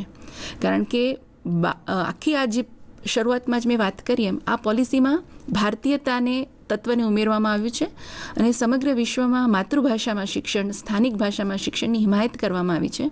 એટલે વિદ્યાર્થીની સમસ્યાને સમજી શકે, વિદ્યાર્થીને સમજાવી શકે એ માટે વિદ્યાર્થી જે ભાષા બોલે છે એ ભાષા શિક્ષકને આવડે એ અતિ આવશ્યક છે. તો આ બધી જ બાબતો શિક્ષકની પસંદગી વખતે ધ્યાનમાં રાખવામાં આવશે અને એના આધારે શિક્ષકોની પસંદગી થશે. અત્યારે આપણી સમક્ષ બહુ મોટી સમસ્યા છે શિક્ષકોની પૂરતા પ્રમાણમાં ભરતી. ઘણી બધી શાળાઓ એવી છે કે જ્યાં પૂરતા પ્રમાણમાં શિક્ષકો નથી, દરેક વિષયોના શિક્ષકો પણ નથી. તો આ માટે આ પોલિસીમાં એક એવું સૂચન કરવામાં આવ્યું છે કે આપણે એકબીજાનો સહયોગ લઈશું. એટલે એવું બની શકે, ધારો કે કલા છે, શારીરિક શિક્ષણ છે કે વ્યવસાયિક શિક્ષણ છે, ભાષા છે, આવી બધા વિષયો માટે શાળા જે છે એ પોતાના સમગ્ર સંકુલ માટે અથવા તો નજીકની શાળાઓ વચ્ચે શિક્ષકોની ભાગીદારી થઈ શકે, જેથી કરીને જે શિક્ષકોની કમી છે એ નિવારી શકાય. એટલે જેવી રીતે શેરિંગ ઓફ રિસોર્સની વાત હતી ને, એવી જ રીતે હવે શેરિંગ ઓફ ટીચર એ મુદ્દા પર પણ અહીં ભાર આપવામાં આવ્યો છે કે જેથી કરીને આપણે જે શિક્ષકો છે એની જે કમી છે એના ઉપર ધ્યાન આપી શકીએ અને એની પૂર્તતા કરી શકીએ. બીજી એક અગત્યની વાત આ પોલિસીની જે ખાસિયત છે સ્થાનિકતા, લોકલ ટુ ગ્લોબલ જવાની વાત છે. એટલે જ્યારે વ્યક્તિને આપણે વૈશ્વિક માનવી બનાવવા જઈ રહ્યા છીએ ત્યારે એના મૂળિયા એની સ્થાનિક ભૂમિ સાથે જોડાયેલા રહે એ પણ એટલું જ આવશ્યક છે, કારણ કે આપણે સંસ્કૃતિને જાળવીને પછી આપણે ગ્લોબલ સિટીઝનશીપ તરફ જવાનું છે. તો આ સંદર્ભમાં જો ટીચર્સની વાત કરીએ તો આપણી આસપાસ એવું બની શકે કે એવા ઘણા બધા તજજ્ઞો હોય, એવા સ્થાનિક લોકો હોય કે જેઓ એક વિશેષ આગવું નોલેજ ધરાવે છે, એ સ્થાનિક સંસ્કૃતિનું જ્ઞાન ધરાવે છે, એની કલાઓના એ જાણકાર છે, એની પરંપરાઓ એ વ્યક્ત કરી શકે છે. તો આવા જે સ્થાનિક લોકો છે, જે સ્થાનિક વિશેષજ્ઞો છે, એમનો લાભ સ્કૂલોએ લેવો જોઈએ. અને શાળા આવા તજજ્ઞોને, આવા સ્થાનિક લોકોને પોતાની શાળામાં આમંત્રિત કરે અને તેમના જ્ઞાનનો લાભ વિદ્યાર્થીઓ સુધી પહોંચે એ અતિ આવશ્યક છે, જેથી કરીને જે કંઈ પણ સ્થાનિક જરૂરિયાત છે જે એને સમજી શકાય અને એમને ન્યાય પણ આપી શકાય અને આપણા સંસ્કૃતિના વારસા વહન પણ કરી શકાય. તો આ પણ એક બહુ જ અગત્યનો મુદ્દો આ શિક્ષકોની સાથે સંકળાયેલો છે. અને પછીની મુદ્દાની વાત કરીએ તો કે શિક્ષકોની સંખ્યા કેવી રીતે ડિસાઇડ કરવી, તો એના માટે એક આખું પ્લાન ઓફ એક્શન ઘડાઈ રહ્યું છે કે આગામી 2 દાયકામાં સોફ્ટવેર બેઝ આખી એવી વ્યવસ્થા ઊભી થશે કે દરેક જગ્યાએ વિષય દીઠ કેટલા શિક્ષકોની આવશ્યકતા છે તેનું એક આકલન થશે. અને જેટલા વિષયોના જેટલા પ્રમાણમાં શિક્ષકોની આવશ્યકતા હશે એટલા જ પ્રમાણમાં એટલા જ શિક્ષકોને તાલીમ પણ મળી રહે એ જોવામાં આવશે. એટલે ઇનપુટ અને આઉટપુટ આ બંનેનો જે રેશિયો છે એ બેલેન્સ થાય. એટલે માંગ અને ભરતી આ બંનેને બેલેન્સ કરવાનો પ્રયત્ન કરવામાં આવશે. એટલે આખો આંકડાઓનું આકલન થશે કે કેટલા શિક્ષકોની જરૂર છે અને એ જ પ્રમાણે જે ટ્રેનિંગ પ્રોગ્રામ્સ છે એમાં વિદ્યાર્થીઓને અંદર એન્ટર કરવામાં આવશે. તો આ કેટલાક મુદ્દાઓ હતા કે જે શિક્ષકોની ભરતી અને તેમની બઢતીના સંદર્ભમાં હતા કે જેના દ્વારા આપણે કેવી રીતે શિક્ષકોની જે ગુણવત્તા છે એને જાળવી શકીએ.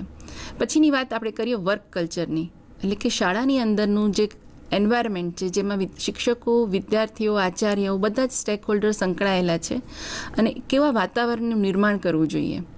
તો સૌથી મહત્ત્વની વાત એમાં એવી ફોકસ કરવામાં આવી છે કે અત્યારે જે કાર્ય સંસ્કૃતિ છે, જે વર્ક કલ્ચર છે, એને આપણે જડમૂળથી બદલી અને એક ઉમદા કલ્ચરને વિકસાવવાની જરૂર છે. એમનું માનવું એવું છે કે શાળાની અંદર આપણે જોઈએ તો વિદ્યાર્થી હોય, એમના વાલી છે, શિક્ષકો છે, આચાર્ય છે અને બીજા અન્ય કર્મચારીઓ છે. તો આખો જે આ સમુદાય છે એ બધા જ સાથે મળી અને એક એવા વાતાવરણનું નિર્માણ કરે કે જે દરેકનો મુખ્ય હેતુ શું હોય તો કે એ નિશ્ચિત કરવાનો છે કે દરેક બાળક શીખી રહ્યું છે. અહીં હું ફોકસ કરીશ શબ્દ ઉપર કે દરેક બાળક શીખી રહ્યું છે. જનરલી એવું થતું હોય છે કે અમુક બાળકો તો સેલ્ફ લર્નર હોય છે, કોઈ પણ પ્રકારના પ્રોત્સાહન કે મોટિવેશન વગર એ લોકો લર્નિંગ કરતા જ હોય છે. પરંતુ આપણો ઉદ્દેશ્ય એવો છે કે નોર્મલ પ્રોબેબિલિટી કર્વના બંને જ છેડાઓને આપણે સાંકળી લઈએ અને દરેક બાળક જે છે એ શીખવાની પ્રક્રિયામાં જોડાય અને એવું આખું એક વર્ક કલ્ચર ડેવલપ થાય, શિક્ષકોની મહત્તમ કાર્યક્ષમતાઓનો વિકાસ થાય એ આમાં જોવું રહ્યું. બીજી વસ્તુની વાત એ કરી છે આની અંદર કે આખું આ ક્યારે પોસિબલ બનશે. અહીં શિક્ષકના દરજ્જા સાથે આપણા મુદ્દા સંકળાયેલા છે કે કેવી રીતે આપણે આ વસ્તુને ડેવલપ કરી શકીશું કે દરેક બાળક શીખતું થાય અને જે વર્ક કલ્ચર છે એ બહુ પોઝિટિવ અને હેલ્ધી બને. તો એના માટે ફર્સ્ટ બેઝિક રિક્વાયરમેન્ટ છે એનું ફિઝિકલ ઇન્ફ્રાસ્ટ્રક્ચર, ભૌતિક સગવડતાઓ અને સુવિધાઓ. એ કેવી હોવી જોઈએ તેમાં 3 આસ્પેક્ટ જોવા જોઈએ. એક સુરક્ષાનો, બીજો પર્યાવરણનો અને ત્રીજો એમાંથી પ્રોત્સાહન મળે એ. આપણે સૌ જાણીએ છીએ કે અત્યારે ઘણી બધી શાળાઓની પરિસ્થિતિ એવી છે કે જેમાં ઉપયોગમાં લઈ શકાય એવા યોગ્ય પૂરતા પ્રમાણમાં ટોયલેટની સુવિધાઓ પણ નથી અને આ એક ખૂબ જ કડવી વાસ્તવિકતા છે. એટલે આ બેઝિક સુવિધા છે, એટલે એડવાન્સ સુવિધા સુધીની તો આપણે જવાની વાત જ નથી કરી શકતા. તો આ પોલિસીમાં આ વસ્તુ ઉપર ભાર મૂકવામાં આવ્યો છે કે શાળાની ભૌતિક સગવડતાઓ પર્યાપ્ત હોય એ સુનિશ્ચિત કરવામાં આવે. દરેક પ્રકારની સગવડતાઓ એમાં આવી જાય. એમાં બેઝિક રિક્વાયરમેન્ટથી લઈને એડવાન્સ ટેકનોલોજી હોય ક્લાસરૂમની અંદર, એ પણ અતિ આવશ્યક છે. સ્કૂલનું કેમ્પસ ઇન્ક્લુઝિવ હોય, એટલે કે જે વિકલાંગ બાળકો છે જે વિશેષ રીતે જરૂરિયાતવાળા બાળકો છે એમની જે જરૂરિયાતો છે એમને પણ આપણે પૂરી કરી શકીએ એ પ્રકારનું આખું શાળાનું કેમ્પસ હોવું જોઈએ. એટલે આખી આ વસ્તુ ઉપર એમણે ભાર આપ્યો છે. એટલે સુરક્ષા, આરોગ્ય, પર્યાવરણ આ બધી જ વસ્તુઓને ફોકસ કરીને એવા પ્રકારનું શાળાનું એન્વાયરમેન્ટ બનાવવું ખૂબ જરૂરી છે. પછી ત્રીજી વાત એમાં કરવામાં આવી છે કે કેવી રીતે આપણે આખું આજે સ્કૂલનું સંચાલન છે, શાળાનું સંચાલન છે, ને આપણે ઇફેક્ટિવ બનાવી શકીએ, પ્રભાવી શાળા બનાવી શકીએ.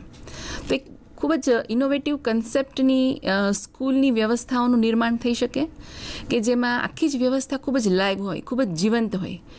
કેવી રીતે થઈ શકે આ વસ્તુ? તો આમાં એક એવી વાત કરી છે કે અત્યારની પરિસ્થિતિ એવી છે કે એક શાળાનો શિક્ષક એ પોતાની શાળાના વાતાવરણ પૂરતો સીમિત છે.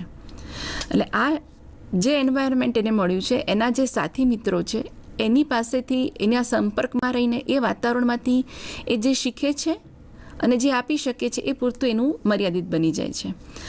આપણે એક એવા વાતાવરણની કલ્પના કરી શકીએ કે જ્યાં નાની શાળાના અથવા તો ગ્રામ્ય વિસ્તારની શાળાના શિક્ષકો એ ખૂબ જ વિકસિત અને મોડેલ સ્કૂલ હોય એવી શાળામાં જાય અને ત્યાંના શિક્ષકોના સંપર્કમાં આવે, એમની સાથે શેરિંગ ઓફ રિસોર્સિસ થાય, શેરિંગ ઓફ નોલેજ થાય, શેરિંગ ઓફ સ્કિલ્સ થાય, એકબીજાના કૌશલ્યોનું આદાન પ્રદાન કરે, એકબીજાના જ્ઞાનનું આદાન પ્રદાન કરે. તો શું થશે કે એનાથી શિક્ષકનો જે વ્યાપ છે એ ખૂબ જ વધશે, એનું જ્ઞાન વિસ્તરશે, એની સીમાઓ ખુલશે અને જ્ઞાનની દિશા પણ એની વિસ્તૃત થશે. અને જ્યારે શિક્ષક ખૂબ જ સમૃદ્ધ હશે તો પોતાના બાળકોને પણ એ સમૃદ્ધ પીરસી શકશે. એટલે આપણે એક એવા ઇનોવેટિવ સિસ્ટમની કલ્પના પણ કરી શકીએ કે જેનાથી આપણે ખૂબ જ સરસ રીતે આખી વ્યવસ્થાને અસરકારક બનાવી શકાય. તો આમ કેટલાક મુદ્દાઓ એમણે નીતિમાં ફોકસ કર્યો છે કે કેવી રીતે આપણે જે શાળાનું વર્ક છે એને આપણે સુદૃઢ બનાવી શકીએ.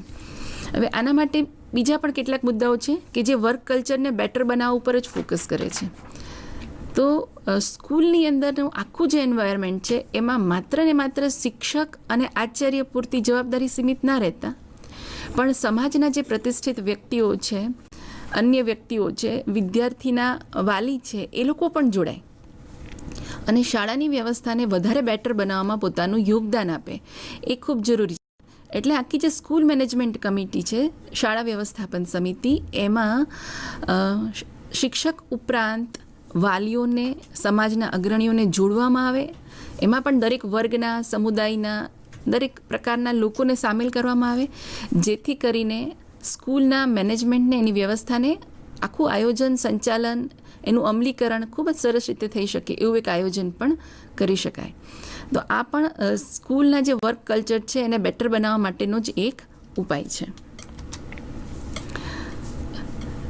બીજા કેટલાક મુદ્દાઓ છે કે જે વર્ક કલ્ચરને બેટર બનાવી શકે. અત્યારે આપણે સૌ જાણીએ છીએ, તમે બધા જ અનુભવ કરતા હશો કે શિક્ષકોની એક સામાન્ય ફરિયાદ એ જોવા મળે છે કે ભણાવવા સિવાયના બીજા બધા જ કામ માટે ઘણો બધો સમય આપવો પડે છે, પણ ભણાવવા માટે પૂરતો સમય મળતો નથી.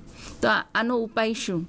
તો કેટલાક ધારો કે કાર્યો એવા છે કે જેમાં શિક્ષકોની ખૂબ જ આવશ્યકતા છે, તો એ પૂરતા જ સીમિત કરવામાં આવે. બાકીના જે બિન શૈક્ષણિક કાર્યો છે તેમાંથી શિક્ષકોને સંપૂર્ણપણે મુક્તિ આપવામાં આવે એ ખૂબ જ આવશ્યક છે. એટલે આ મુદ્દા ઉપર અહીં ફોકસ કરવામાં આવે છે કે જે બિન શૈક્ષણિક કામગીરી છે એમાંથી શિક્ષકોને મુક્ત કરીએ. બીજો મુદ્દો છે સંવેદનશીલ અને સમાવેશી સંસ્કૃતિનું નિર્માણ. હવે સંવેદનશીલ અને સમાવેશી સંસ્કૃતિ એટલે શું? આખી એજ્યુકેશન પોલિસીની અંદર સમાવેશન ઉપર ખૂબ જ ભાર આપવામાં આવ્યો છે. એટલે સમાજના દરેક વર્ગના લોકો, દરેક પ્રકારના વિદ્યાર્થીઓ તેમજ વિશેષ જરૂરિયાત ધરાવતા જે વિશિષ્ટ બાળકો છે, આ બધા જ બાળકોને ધ્યાનમાં રાખીને આપણે ટીચિંગ લર્નિંગ એન્વાયરમેન્ટ ક્રિએટ કરવાનું છે. એટલે જુઓ, વર્તમાન સમયમાં પરિસ્થિતિ કેવી છે? તો વર્તમાન સમયની અંદર આપણે સૌથી વધારે ફોકસ તેના ઉપર કરીએ છીએ. તો વર્તમાન સમયમાં બે ભાગ પડે છે, એક જનરલ ટીચર છે અને એક સ્પેશિયલ એજ્યુકેશન ટીચર છે. એટલે માનો કે કોઈ સ્પેશિયલ નીડ ધરાવતું બાળક છે તો એના માટે સ્પેશિયલ ટીચર હોય તો જ એની સગવડતાઓ સાચવી શકે છે. પણ હવે જ્યારે ઇન્ક્લુઝિવનો કન્સેપ્ટ છે તો નોર્મલ વિદ્યાર્થીઓની સાથે આવો જે સ્પેસિફિક નીડ ધરાવતા બાળકો છે એ પણ અભ્યાસ કરે છે. તો એના ટીચર પણ કેવા હોવા જોઈએ? ઇન્ક્લુઝિવ.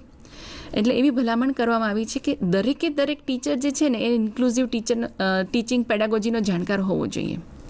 અને એના માટે આ નીતિમાં ખાસ ભાર આપવામાં આવ્યો છે કે માત્ર સામાન્ય શિક્ષક અને વિશિષ્ટ શિક્ષક અલગ નહીં, પણ દરેક સામાન્ય શિક્ષક એ વિશિષ્ટ શિક્ષક જેવી ધરાવતો હોવો જોઈએ. દરેક શિક્ષકને ઇન્ક્લુઝિવ પેડાગોજીનું જ્ઞાન હોવું જોઈએ અને કેવી રીતે આ બાળકો સાથે વ્યવહાર કરવો જોઈએ, એમને કેવી રીતે શિક્ષણ આપવું જોઈએ તેમની એમને ખૂબ જ અસરકારક જાણકારી હોવી જોઈએ. અને સૌથી અગત્યનો મુદ્દો છે શિક્ષણ પદ્ધતિઓ અને નવાચારમાં શિક્ષકને સ્વતંત્રતા. એટલે અહીંયા શિક્ષકને ઓટોનોમી આપવાની વાત છે, પણ કયા ફિલ્ડ સંદર્ભમાં? તો એમના ક્લાસરૂમ ટીચિંગ અને એની પેડાગોજીના સંદર્ભમાં વાત છે. હમણાં આપણે જે પાઠ્યપુસ્તકની ચર્ચાઓ જોઈ હતી એમાં પણ એક મુદ્દા ઉપર ભાર મૂકવામાં આવ્યો હતો કે પાઠ્યપુસ્તકો કેવા બનાવવા, તો કે સંરચનાવાદને પોષક હોય એ પ્રકારના. એટલે કન્સ્ટ્રક્ટિવિસ્ટ એપ્રોચની જે આખી વાત છે, એટલે જ્ઞાન જે છે એ વિદ્યાર્થી ઉપર બહારથી લાદવાના બદલે વિદ્યાર્થી જાતે જ એ નવા જ્ઞાનનું સર્જન કરે એના ઉપર કેવી રીતે આપણે ભાર આપી શકીએ. તો આ એક એડવાન્સ પેડાગોજી છે, કન્સ્ટ્રક્ટિવિસ્ટ એપ્રોચ.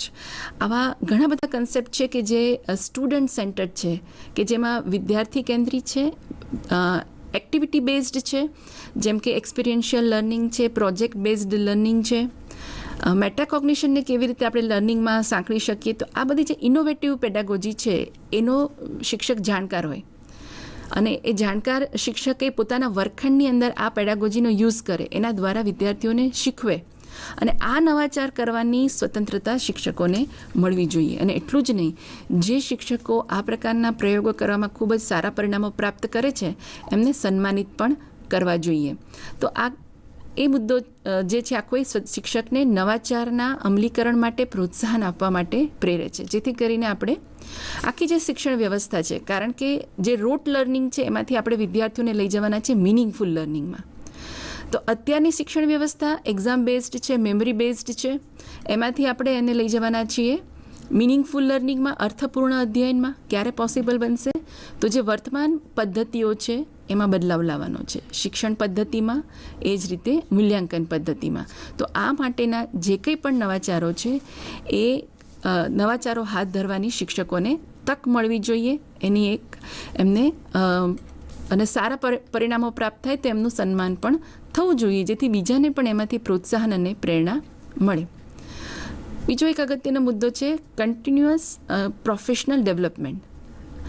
એટલે શિક્ષક જે છે સતત વ્યવસાયિક રીતે સમૃદ્ધ રહે, નવું જ્ઞાન શીખતો રહે અને જાણતો રહે.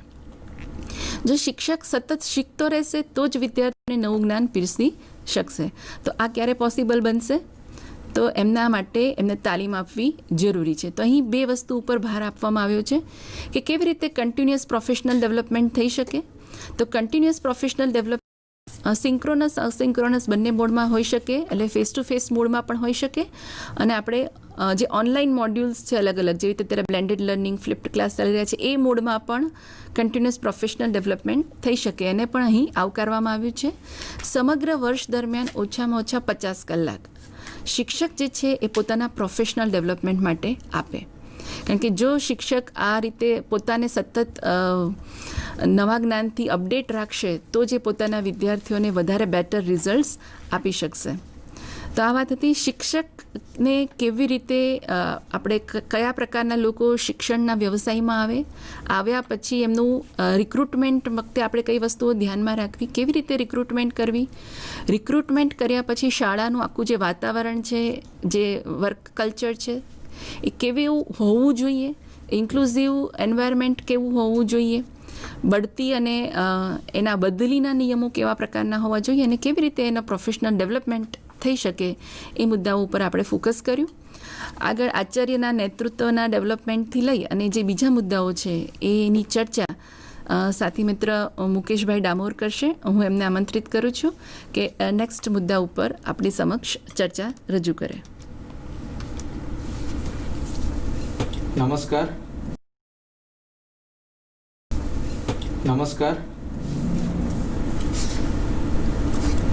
5 નંબરનો ટોપિક છે શિક્ષક. એમાં શિક્ષકની ભરતી, બઢતી અને એ સંદર્ભે ખૂબ સારી બેનશ્રીએ વાત કરી.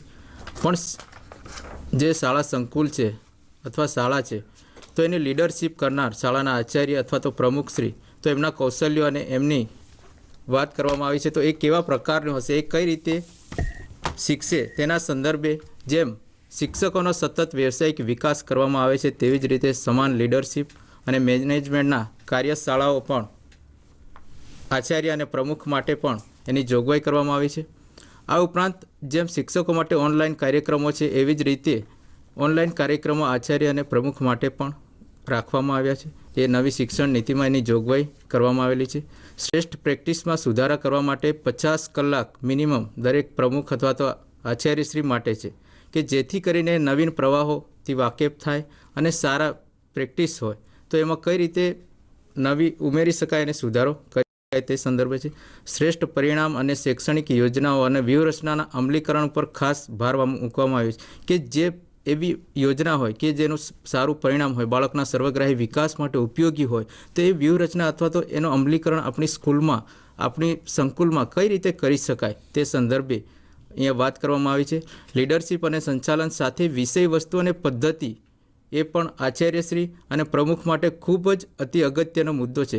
એને લીડરશિપ લીડ કરતાં સારી રીતે આવડતું હોય પણ વિષય વસ્તુ અને પદ્ધતિમાં ઉણપ હોય તો એ પણ ચલવી ન લેવાય. તો વિષય વસ્તુની સાથે સાથે લીડ કરનાર એ વ્યક્તિ જોડાય એ સંદર્ભ અને સંચાલન કૌશલ્યમાં એ સંકળાય એ સંદર્ભે વાત કરવામાં આવેલી છે. ત્યાર પછી કેરિયર મેનેજમેન્ટ અને પ્રગતિ.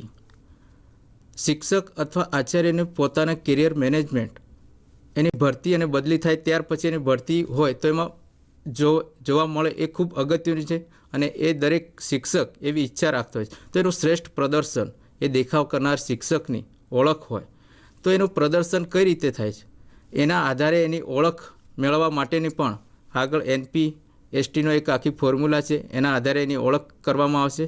ભરતી અને વેતન વધારો પણ એના આધારે એને આપવામાં આવશે કે એનું જો સારું પ્રદર્શન હોય તો એ પ્રદર્શનના આધારે એનામાં પ્રોત્સાહન મળે એ સંદર્ભે એને બઢતી પણ આપવામાં આવે અને એના વેતનનો વધારો પણ કરી આપવામાં. શ્રેષ્ઠ શિક્ષકનું યોગ્ય મૂલ્યાંકન માટેની જે આખી ફોર્મ્યુલા જે સોફ્ટવેરના આધારે તૈયાર કરવામાં આવશે, નેશનલ લેવલે પરખને એક આખું રાષ્ટ્રીય મૂલ્યાંકન સંસ્થા ઊભી થશે, એના દ્વારા એ નક્કી કરવામાં આવશે. એમાં કઈ કઈ બાબતોની જોગવાઈ કરવામાં આવેલી છે તો કે ઘણી બધી પેરામીટરોના આધારે શિક્ષકોની ઓળખ અને મૂલ્યાંકન કરવામાં આવશે, જેમાં સાથી કર્મચારીઓ દ્વારા પણ મૂલ્યાંકન, દાખલા તરીકે કે સ્કૂલમાં આચાર્ય હોય તો આચાર્ય દ્વારા મૂલ્યાંકન થાય, સાથી કર્મચારીઓ દ્વારા મૂલ્યાંકન થાય.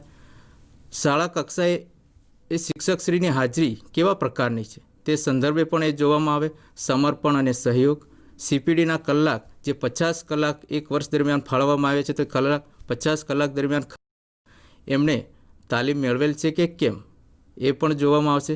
શાળાને સમાજ માટે કરેલ વિશિષ્ટ સેવાઓ. શિક્ષણની સાથે સાથે સમાજમાં ઉત્કૃષ્ટ પ્રદાન કરી શકે તેવા શિક્ષકની જરૂરિયાત છે. આપણે વાત કરીએ છીએ સમાવેશી શિક્ષણની, તો ઉત્કૃષ્ટ શિક્ષક હોય તો એ સમાજમાં પણ વિશિષ્ટ કાર્ય સાથે જોડાયેલો હોય તો એને ગુણવત્તામાં અભિવૃદ્ધિ કરી શકે તે માટે વિશિષ્ટ સેવાઓ સમાજમાં કરેલી હોય તો એની પણ એને નોંધ લઈ અને પ્રોત્સાહન માટેની અહીંયા જોગવાઈ કરવામાં આવી છે.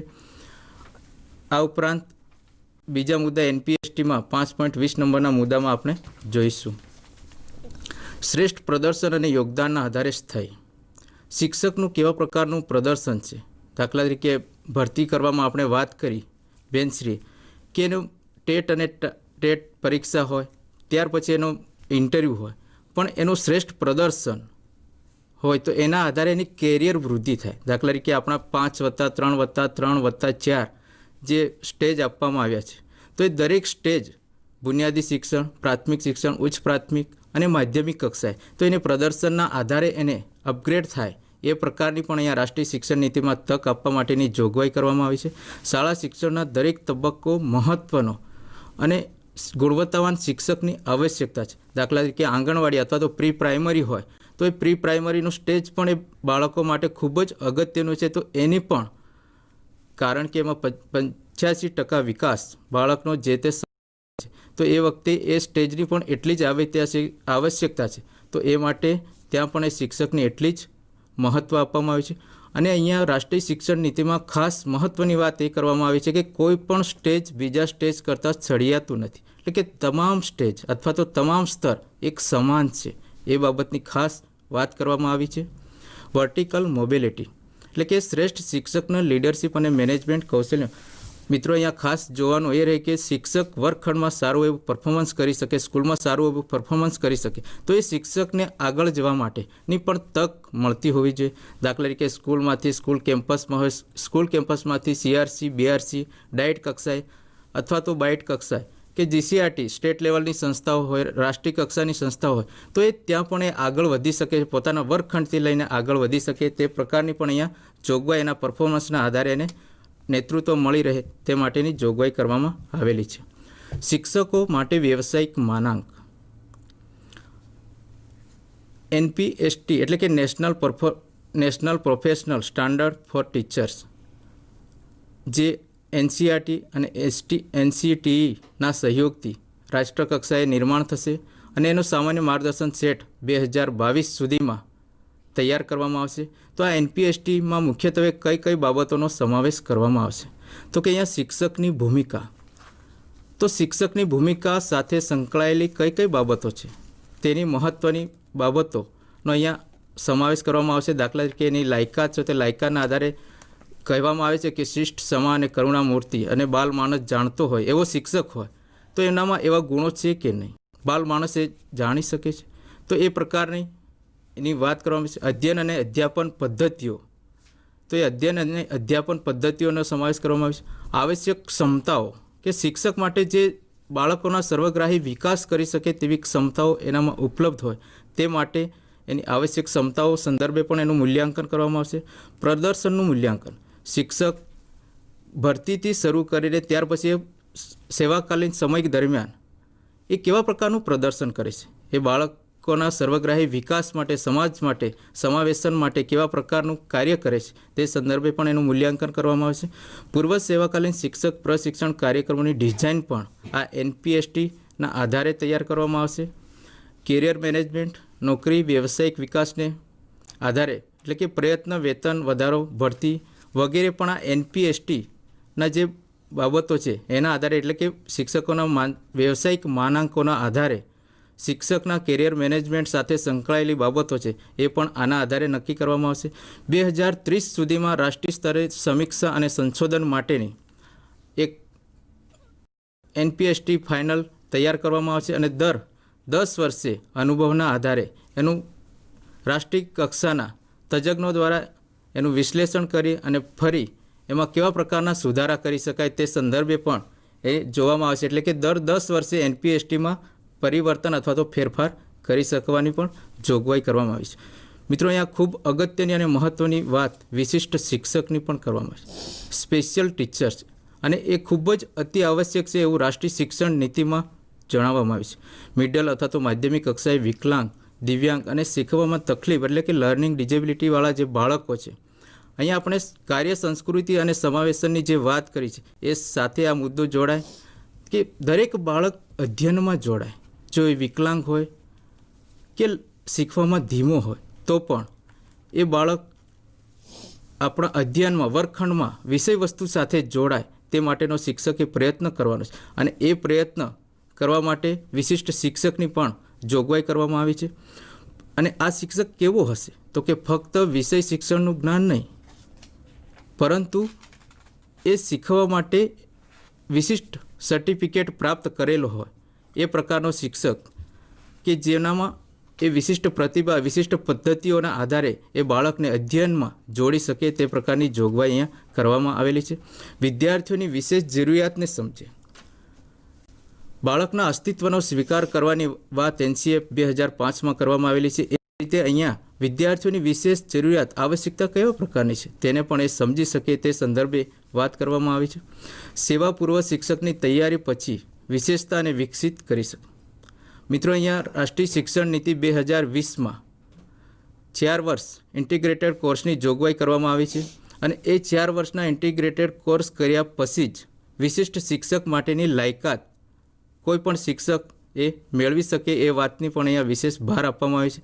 અને આવી લાયકાત અથવા તો આવા અભ્યાસક્રમ કોણ ચલાવી શકે અને કયા પ્રકારે, તો કે સેવાકાલીન અને પૂર્વ સેવાકાલીન મોડમાં પણ આવી વિશિષ્ટ સર્ટિફિકેટ કોર્સ માટે કરી શકાય. પૂર્ણ સમય માટે પણ હોય અંશકાલીન અથવા તો મિશ્રિત કોર્સ કોલેજ અને યુનિવર્સિટીમાં ઉપલબ્ધ હશે. દાખલા તરીકે જે કોલેજો ઇન્ટિગ્રેટેડ કોર્સ 4 વર્ષનો કોર્સ ચલાવે છે તે એ જ કોલેજમાં આ વિશિષ્ટ કૌશલ્યો માટેનો એક સર્ટિફિકેટ કોર્સ પણ ઉપલબ્ધ હશે. NCTA અને RCIના અભ્યાસક્રમના તાલમેલ હોય એ પ્રકારની પણ એ સર્ટિફિકેટોની જોગવાઈ કરવામાં આવેલી છે. શિક્ષક પ્રશિક્ષણ દૃષ્ટિકોણ. અહીંયા શિક્ષકની વાત કરવામાં આવે છે ત્યારે એ શિક્ષક પ્રશિક્ષણ ટીચર એજ્યુકેશનનું દર્શન કેવા પ્રકારનું છે. તો આપણે વાત કરીએ છીએ કે ઉચ્ચ ગુણવત્તાવાળો નાગરિક તૈયાર થાય. તો ઉચ્ચ ગુણવત્તાવાળો નાગરિક તૈયાર થાય તે માટે શિક્ષક પ્રશિક્ષણ માટેની ઉચ્ચ ગુણવત્તાવાળી સામગ્રી પણ હોય. દાખલા તરીકે શરૂઆતમાં વાત થઈ કે ભારતીય તમામ ભાષાઓમાં એટલે કે ક્ષેત્રીય ભાષાઓમાં ઉચ્ચ ગુણવત્તામાંની સામગ્રી એટલે કે તૈયાર થાય તો એ શિક્ષક પ્રશિક્ષણ એ ઉપયોગી બને. 2030 સુધીમાં મહત્તમ કોલેજ અને યુનિવર્સિટીમાં શિક્ષક પ્રશિક્ષણ માટેનો 4 વર્ષનો ઇન્ટિગ્રેટેડ કોર્સ ફરજિયાત હશે. આ ઉપરાંત શિક્ષણ વિભાગ જે તે યુનિવર્સિટી અથવા શિક્ષણ વિભાગમાં ઉત્કૃષ્ટ BEd અને MEd અથવા તો PhD કરી શકાય તેવા અભ્યાસક્રમો માટેની પણ જોગવાઈ કરવામાં આવી છે. એટલે કે એ વિભાગ પણ એ રીતે સક્ષમ બને એ માટેનો એક પ્રયત્ન કરવામાં આવેલો છે. 4 વર્ષનો સંકલિત BEd એ ઓછામાં ઓછી લાયકાત હશે. 4 વર્ષનો સંકલિત BEd કોર્સ એમાં વ્યવહારિક અભ્યાસ સાથે પ્રશિક્ષણ એટલે કે પ્રેક્ટિકલ વર્કને પણ એટલું જ મહત્ત્વમાં આપવામાં આવ્યું છે. સ્નાતકની સાથે જો 2 વર્ષનું BEd એટલે કે મિત્રો અહીંયા જો સ્નાતક કરી દેવામાં આવ્યું હોય તો અત્યારે જેમ 2 વર્ષનું BEd છે એ રીતે 2 વર્ષનું BEd પણ કરી શકાશે. 4 વર્ષે સ્નાતક અથવા માસ્ટર ડિગ્રી હોય તો 1 વર્ષનું BEd એ વિશિષ્ટ વિષય સાથે જે આપણે અગાઉ જોયું કે વિશિષ્ટ શિક્ષક તો એ સંદર્ભે પણ અહીંયા 1 વર્ષનું BEd પણ વિશિષ્ટ વિષય સાથે કરી શકાશે. પરંતુ 2030 સુધીમાં કમ્પલસરી 4 વર્ષનો સંકલિત BEdનો કોર્સ અહીંયા ફરજિયાત રાષ્ટ્રીય શિક્ષણ નીતિમાં જોવા માટે કહેવામાં આવે. ઉચ્ચ શિક્ષણ સંસ્થા દાખલા તરીકે ઓપન એન્ડ ડિસ્ટન્સ લર્નિંગ એટલે કે ખુલ્લા અને દૂરવર્તી શિક્ષણ માટે શિક્ષકો સતત શીખતા રહે તે માટેના કોર્સની પણ માન્યતા આપવાની અહીંયા જોગવાઈ કરવામાં આવી છે. એટલે શિક્ષક જ્યારે ઈચ્છે ત્યારે એ કોઈ પણ કોર્સ પોતાની જરૂરિયાત મુજબ એ શીખી શકે છે. અને એ જરૂરિયાત કેવા પ્રકારની કઈ રીતે એ શિક્ષકે જાતે નક્કી કરવાનું છે કે મારે કઈ પદ્ધતિએ શીખવાનું છે. પાયાની સૌથી નવીન અને તકનીકી સાથે પ્રશિક્ષણ આ ખૂબ જ અગત્યનો મુદ્દો છે. પાયાની સાક્ષરતા અને સંખ્યાજ્ઞાન. પાયાની સાક્ષરતા અને સંખ્યાજ્ઞાન આધારિત પ્રવૃત્તિઓ શિક્ષક પ્રશિક્ષણમાં એટલે કે ફાઉન્ડેશન લર્નિંગ જે 8 વર્ષ સુધીના બાળકો છે અથવા તો પૂર્વ પ્રાથમિક શિક્ષણના બાળકો છે તો એ બાળકો કઈ રીતે શીખે છે, એ બાળકો શિક્ષણમાં કઈ રીતે જોડાય છે, એમને શીખવા માટે આપણે કેવા પ્રકારની પ્રવૃત્તિઓ માટે પ્રોત્સાહન પૂરું પાડવું જોઈએ તે સંદર્ભે અહીંયા વાત કરવામાં આવી છે. એટલે શિક્ષક પ્રશિક્ષણમાં આ ખૂબ જ અગત્યની અને મહત્ત્વની બાબત છે, એને સાંકળી લેવાની વાત કરવામાં આવી છે. આ ઉપરાંત બહુસ્તરીય શિક્ષણ અને મૂલ્યાંકન, દિવ્યાંગ બાળકોને કઈ રીતે શીખવું તે સંદર્ભે પણ શિક્ષક પ્રશિક્ષણ એટલે કે BEd કરનાર વ્યક્તિઓ તાલીમાર્થીઓને એને શીખવવામાં આવશે. વિશેષ રુચિ અને પ્રતિભાશાળી બાળકો માટેના શિક્ષણ કે એમને શિક્ષણમાં સાંકળવા માટે અથવા તો એમની વિશેષ જરૂરિયાત છે તો એમને કઈ રીતે જોડવા અથવા તો સાંકળી લેવા તે સંદર્ભે પણ વાત કરવામાં આવી છે.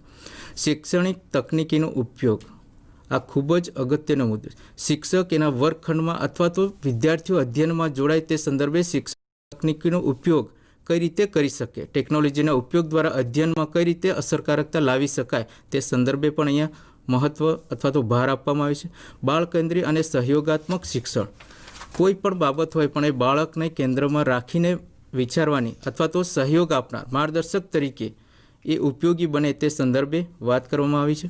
વ્યવહારિક શિક્ષણ અને સ્થાનિક શાળાઓમાં જે BEd કરનાર તાલીમાર્થીઓ છે એનું વ્યવહારિક શિક્ષણ એટલે કે પ્રેક્ટિકલ એ સ્થાનિક નજીકની સ્કૂલોમાં હોય. જે 5+3+ જે આપણે વાત કરી છે એ સંદર્ભમાં ભારતના સંવિધાનના મૌલિક કર્તવ્યો એની પણ પાલન કરવા ઉપર ખાસ ભાર મૂકવામાં આવ્યો છે કે જે મૂળ કર્તવ્ય સ્વતંત્રતા, સમાનતા, બંધુત્વ તો એ મૂળ કર્તવ્યોનો છે એ કર્તવ્યનું પણ આ શિક્ષક પ્રશિક્ષણ સંસ્થાઓ પાલન કરે એ સંદર્ભે વાત કરવામાં આવી છે. આ ઉપરાંત અત્યારે વૈશ્વિક પરિસ્થિતિ છે તો એ સંદર્ભે આપણા પર્યાવરણ જાગૃતિ સંદર્ભે પણ દરેક તાલીમાર્થી અથવા તો દરેક શિક્ષક, દરેક બાળક સભાનતા કેળવે અને સંવેદનશીલ બને તે માટેની પણ અહીંયા જોગવાઈ એટલે કે પર્યાવરણ શિક્ષણ પર ભાર આપવામાં આવ્યો છે. ટૂંકા ગાળાના સ્થાનિક શિક્ષણ પ્રશિક્ષણ કાર્યક્રમ, આપણે વાત કરી 4 વર્ષ બીએડ ઇન્ટિગ્રેટેડ કોર્સ, પણ એની સાથે સાથે ટૂંકા ગાળાના સર્ટિફિકેટ કોર્સ અથવા તો એ કાર્યક્રમો અત્યારે જેમ CRC કક્ષાએ, BRC કક્ષાએ અને ડાઇટ, એ જ રીતે માસ્ટર શિક્ષક જે અનુભવો પર આધારિત હોય અને એક તજજ્ઞ તરીકે માસ્ટર શિક્ષક હોય એવી વ્યક્તિઓ નાના ટૂંકા ગાળાના કોર્સ પણ, એટલે કે સંકુલ કક્ષાએ પણ હોઈ શકે, શાળા કક્ષાએ પણ હોઈ શકે. આ ઉપરાંત બાઇટ એટલે કે તાલુકા કક્ષાએ, ડાઇટ જિલ્લા કક્ષાએ, એ કેવા પ્રકારનો તો કે કળા, સંગીત, કૃષિ, વ્યવસાય, રમત અને અન્ય વ્યવસાયિક શિલ્પ માટે મુખ્ય સ્થાનિક વ્યક્તિની પણ નિયુક્તિ અહીંયા કરવાની વાત આવે છે કે જે તે વિસ્તારની પરિસ્થિતિને ધ્યાનમાં રાખીને એક એવો ટીચર હોય કે ત્યાંથી રોલ મોડેલ બને સમાજ માટે, શિક્ષકો માટે, શાળા માટે, સંકુલ માટે અને બાળકો માટે, અને પોતાનું રોલ મોડેલ પૂરું પાડે તે પ્રકારની વાત છે. અને એવા સ્થાનિક શિક્ષકને નિયુક્તિ કરવાની વાત પણ અહીંયા આવે છે.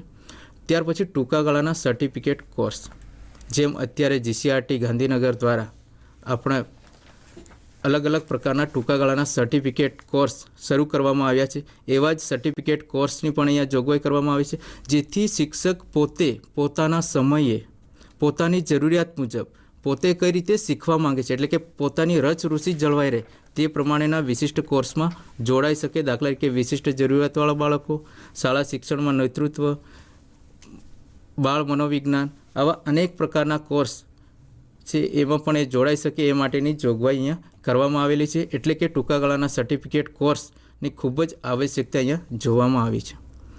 વિશેષ વિષયોના શિક્ષણ માટે એટલે કે આંતરરાષ્ટ્રીય સ્તરે અને અનેક શિક્ષણ પદ્ધતિઓ સંદર્ભે વિવિધ સંશોધનો થતા હોય, વિવિધ શૈક્ષણિક સંસ્થાઓ છે, તો એના અસરકારક મૂલ્યાંકન સંદર્ભે કોન્ફરન્સ અને સેમિનાર થતા હોય, તો એના આધારે બાળકોના અધ્યયન માટે અસરકારક અને ઇફેક્ટિવ હોય એવી પદ્ધતિઓ તરીને આવતી હોય, તેવી પદ્ધતિઓ આપણી સ્કૂલમાં અથવા તો આપણા સંકુલમાં આવે તે સંદર્ભે NCERT અને વિભિન્ન વિષયોના શિક્ષણની પદ્ધતિઓનું અધ્યયન, સંશોધન, લેખન અને શ્રેષ્ઠતા માટે પ્રોત્સાહન મળે શિક્ષકોને, એ તે સંદર્ભે પણ જોગવાઈ કરવામાં આવી છે. એટલે કે આવા વિષયોમાં પણ શિક્ષકો જોડાય તે બાબત ઉપર ખાસ ભાર આપવામાં આવ્યો છે. NCERT 2021 national curriculum framework teacher education 2021, એટલે કે નેશનલ એજ્યુકેશન પોલિસી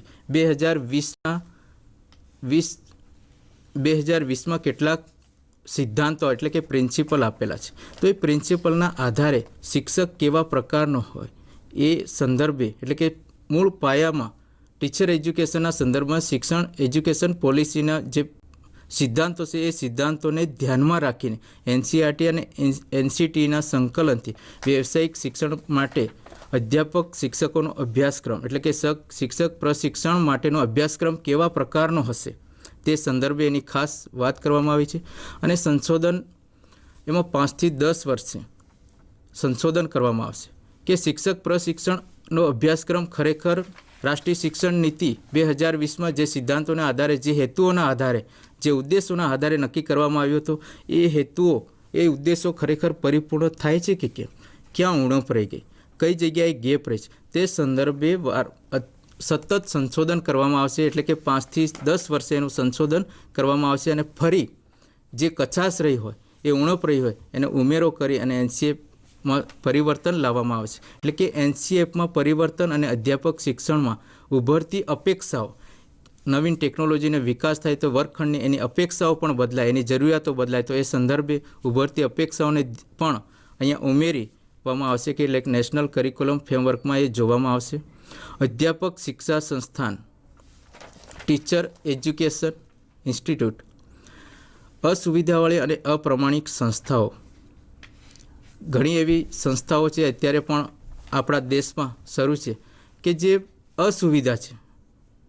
કંઈ અમુક સંસ્થાઓ તો આપણને એવી લાગે કે ખાલી એક નાની દુકાન હોય ત્યાં ચાલતી હોય, તો એ પૂરતી સુવિધા ન હોય, સગવડ ન હોય, સ્ટાફ ન હોય, તો એ અસુવિધાવાળી સંસ્થાઓ હોય તો એ સંસ્થાઓ બંધ કરવા માટેની પણ અહીંયા જોગવાઈ કરવામાં આવી છે. આ ઉપરાંત અપ્રમાણિક સંસ્થાઓ કે ફક્ત એડમિશન લો અને સર્ટિફિકેટ લઈ જાઓ એવી જાહેરાતો પણ ઘણી આવે છે.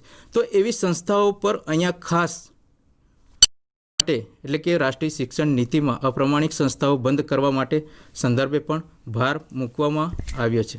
આ રીતે આપણે રાષ્ટ્રીય શિક્ષણ નીતિના બાળકના સર્વગ્રાહી વિકાસ માટે એટલે કે NCF 2005માં બાળકના સર્વગ્રાહી વિકાસ, જ્ઞાનાત્મક, ભાવાત્મક અને ક્રિયાત્મક વિકાસ ઉપર ભાર આપવામાં આવ્યો છે.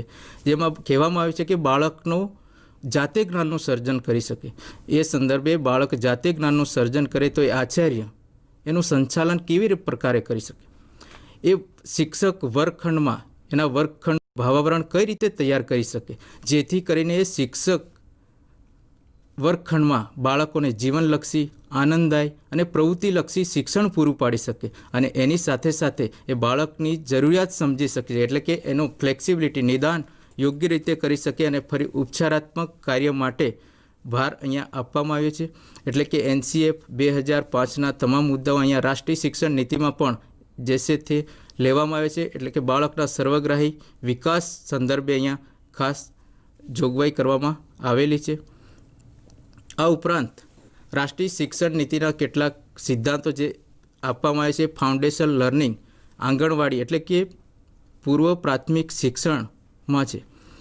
તો એ 3 થી 6 વર્ષનું બાળક હોય તો એ અધ્યયનમાં કઈ રીતે જોડાઈ શકે એ સમજવા માટે દરેક શિક્ષક માટે ખૂબ અગત્યનું છે. તો એ સમજણ માટે, એ સિદ્ધાંતો માટે કે બાળક એ નાનું બાળક હોય તો એ બાળકના અસ્તિત્વનો સ્વીકાર થાય અને એ બાળકના અસ્તિત્વનો સ્વીકાર ત્યારે જ થઈ શકે જ્યારે એ બાળકને સ્થાનિક ભાષા એ શિક્ષકને ખબર હોય, એના ઘરની ભાષા એને ખબર હોય. તો એ ખબર રહે અથવા તો એ જાણી શકે તે માટેના વિવિધ અધ્યયન માટેની પ્રયુક્તિઓ અહીંયા રાષ્ટ્રીય શિક્ષણ નીતિમાં જોગવાઈ કરવામાં આવેલી છે. તો એ સંદર્ભે ખાસ ભાર આપવામાં આવ્યો છે. ઓકે, આભાર. આગળની તોર માન્ય મેડમશ્રીને વિનંતી. નમસ્કાર મિત્રો, આજે શુક્રવાર પછી આજે સોમવાર મળી રહ્યા છે.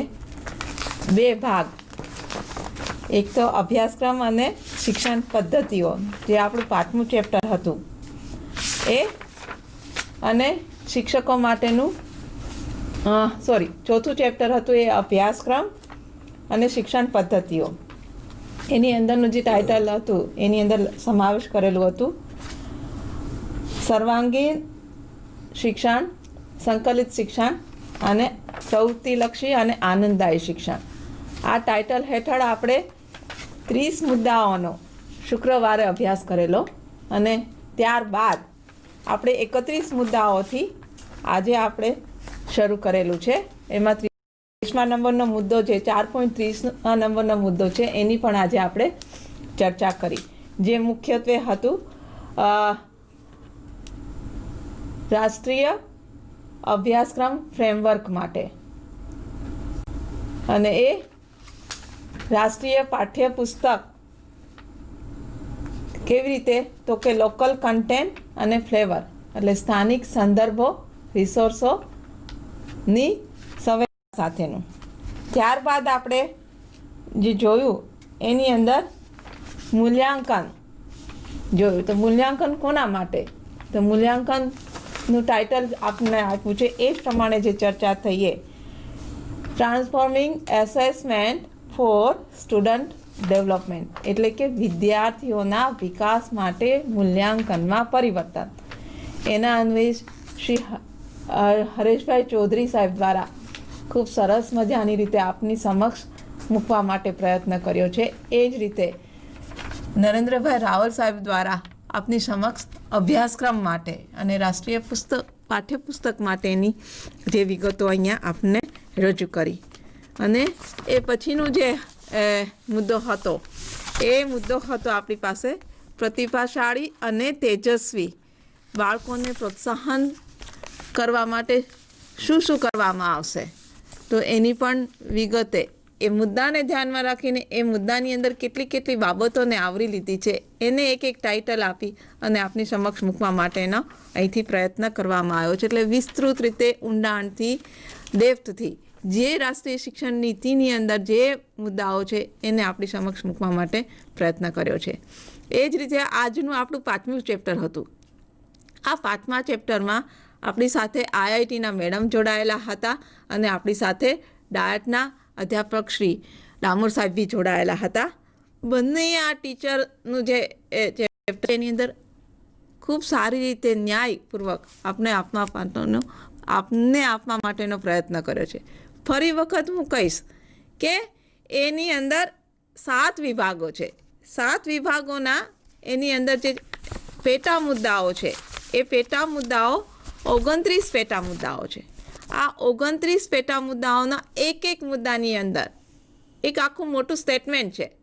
એ સ્ટેટમેન્ટને પણ એને મુદ્દાવાર આપની સમક્ષ નાના મુદ્દાઓ ટાઇટલ લઈને આપની સમક્ષ મૂકવા માટેનો પ્રયત્ન કરેલો છે. આપ સૌએ જો વ્યવસ્થિત રીતે શાંતિથી ધ્યાનપૂર્વક જો સાંભળ્યું હશે તો હું માનું છું કે આ સાંભળવાથી અને જોવાથી આ જે પ્રેઝન્ટેશન હતું એનાથી આપણને શિક્ષકના મુદ્દાઓ અને અભ્યાસક્રમ માટેના મુદ્દાઓ જે રાષ્ટ્રીય શિક્ષણ નીતિમાં કહેવામાં આવ્યા છે એ આપણને એકદમ સમજ સાથે સમજાઈ જશે. વિશેષમાં આપ સૌને ધ્યાન એ દોરવાનું કે હવે આપની સમક્ષ આ રાષ્ટ્રીય શિક્ષણ નીતિનું જે એક મોડ્યુલ છે એ આપની પાસે ગુજરાતીમાં ભાષાંતર કરીને આપણી પાસે ઉપલબ્ધ છે. આપ સૌને એ વિનંતી કે આપ પણ અમારી સાથે આ જ્યારે પણ બાયસેગનું પ્રસારણ થઈ રહે ત્યારે એડવાન્સમાં પણ આનો અભ્યાસ કરી શકો અને સાથોસાથ પણ અભ્યાસ કરી શકો. કેમ કે અમે એક પણ મુદ્દાને અહીંયા સ્કીપ કરતા નથી અથવા તો મૂકતા નથી. એક મુદ્દાની અંદર જે આપેલું છે એ તમામ મુદ્દાઓને અમે આવરી લઈ અને આપની સમક્ષ મૂકવા પ્રયત્ન કર્યો છે, જેથી રાષ્ટ્રીય શિક્ષણ નીતિના સંદર્ભમાં આપ બરાબર એને સમજી શકો. આપના દ્વારા અને સમજ દ્વારા આપ આપના ખુદના વ્યવસાયમાં અને વર્ગખંડ શિક્ષણની અંદર આને ન્યાય આપી શકો એ માટેનો અમારો પ્રયત્ન છે. આજે જે પણ નિષ્ણાંતો આપણી વચ્ચે ઉપસ્થિત છે અને જેમને પણ આપણી સમક્ષ આ રાષ્ટ્રીય શિક્ષણ નીતિના સંદર્ભે 4થા નંબરનો મુદ્દો અને 5મા નંબરનો જે મુદ્દો છે એ એકદમ ઊંડા અભ્યાસ સાથે આપણી સમક્ષ રજૂ કરવા માટેનો પ્રયત્ન કરેલો છે. એ માટે હું એ નિષ્ણાંતો એક્સપર્ટ્સનો હૃદયપૂર્વક આભાર માનું છું, એમને અભિનંદન પાઠવું છું અને શુભેચ્છા પાઠવું છું કે આ જ રીતે જ્યારે પણ આ રાષ્ટ્રીય શિક્ષણ નીતિનું અમલનું કાર્ય આપણે ત્યાંથી શરૂ થાય, આમ તો અમલનું કાર્ય શરૂ થઈ જ ગયું કહેવાય એવું આપણે માની લઈએ, કેમ કે એક શિક્ષક પર્વ એટલે કે એક શિક્ષક ઉત્સવના સંદર્ભમાં આપણે આને લીધો છે. એટલે આના સંદર્ભમાં આપણને એ લોકોને જે પણ આની અંદરના વિશેષ એમના અભ્યાસ છે એનો આપણને ફાળો મળશે અને વિશેષ રીતે આપણી કામ સાથે જોડાશે. એ માટે થઈને આપણે એમને શુભેચ્છાઓ પણ ફાળવીએ છીએ અને આપણી સાથે પણ એ જોડાયેલા રહેશે. તો વિશેષમાં ન કહેતા હું અહીંયા આ જે રાષ્ટ્રીય શિક્ષણ નીતિનું આપણું જે બાયસેગના માધ્યમ દ્વારા CRT દ્વારા જે પ્રસારિત થઈ રહ્યું છે એનો આ જે ભાગ છે અત્યારે આપણે પૂર્ણ કરી રહ્યા છીએ. પરંતુ આપ સૌને ખ્યાલ છે કે શિક્ષક પર્વ રાષ્ટ્રીય કક્ષાએ પણ યોજાઈ રહ્યું છે. ત્યાંથી પણ જે રાષ્ટ્રીય પર્વ અને રાષ્ટ્રીય શિક્ષણ નીતિના સંદર્ભમાં જે સંગોષ્ઠી છે એનું પણ લાઈવ પ્રસારણ છે એ બાયસેગની આ જ 5 નંબરની ચેનલ દ્વારા આપને જોવા મળશે. તો આ બંને સાથે આપનું જોડાણ કરશો તો આને વધારે સમજી શકશો. અને હું સૌને વિનંતી કરીશ કે 2 મિનિટની વાર છે અને આપ આના સંદર્ભમાં રાષ્ટ્રીય સંગોષ્ઠી સાથે આપણે સૌ જોડાશું. નમસ્કાર મિત્રો.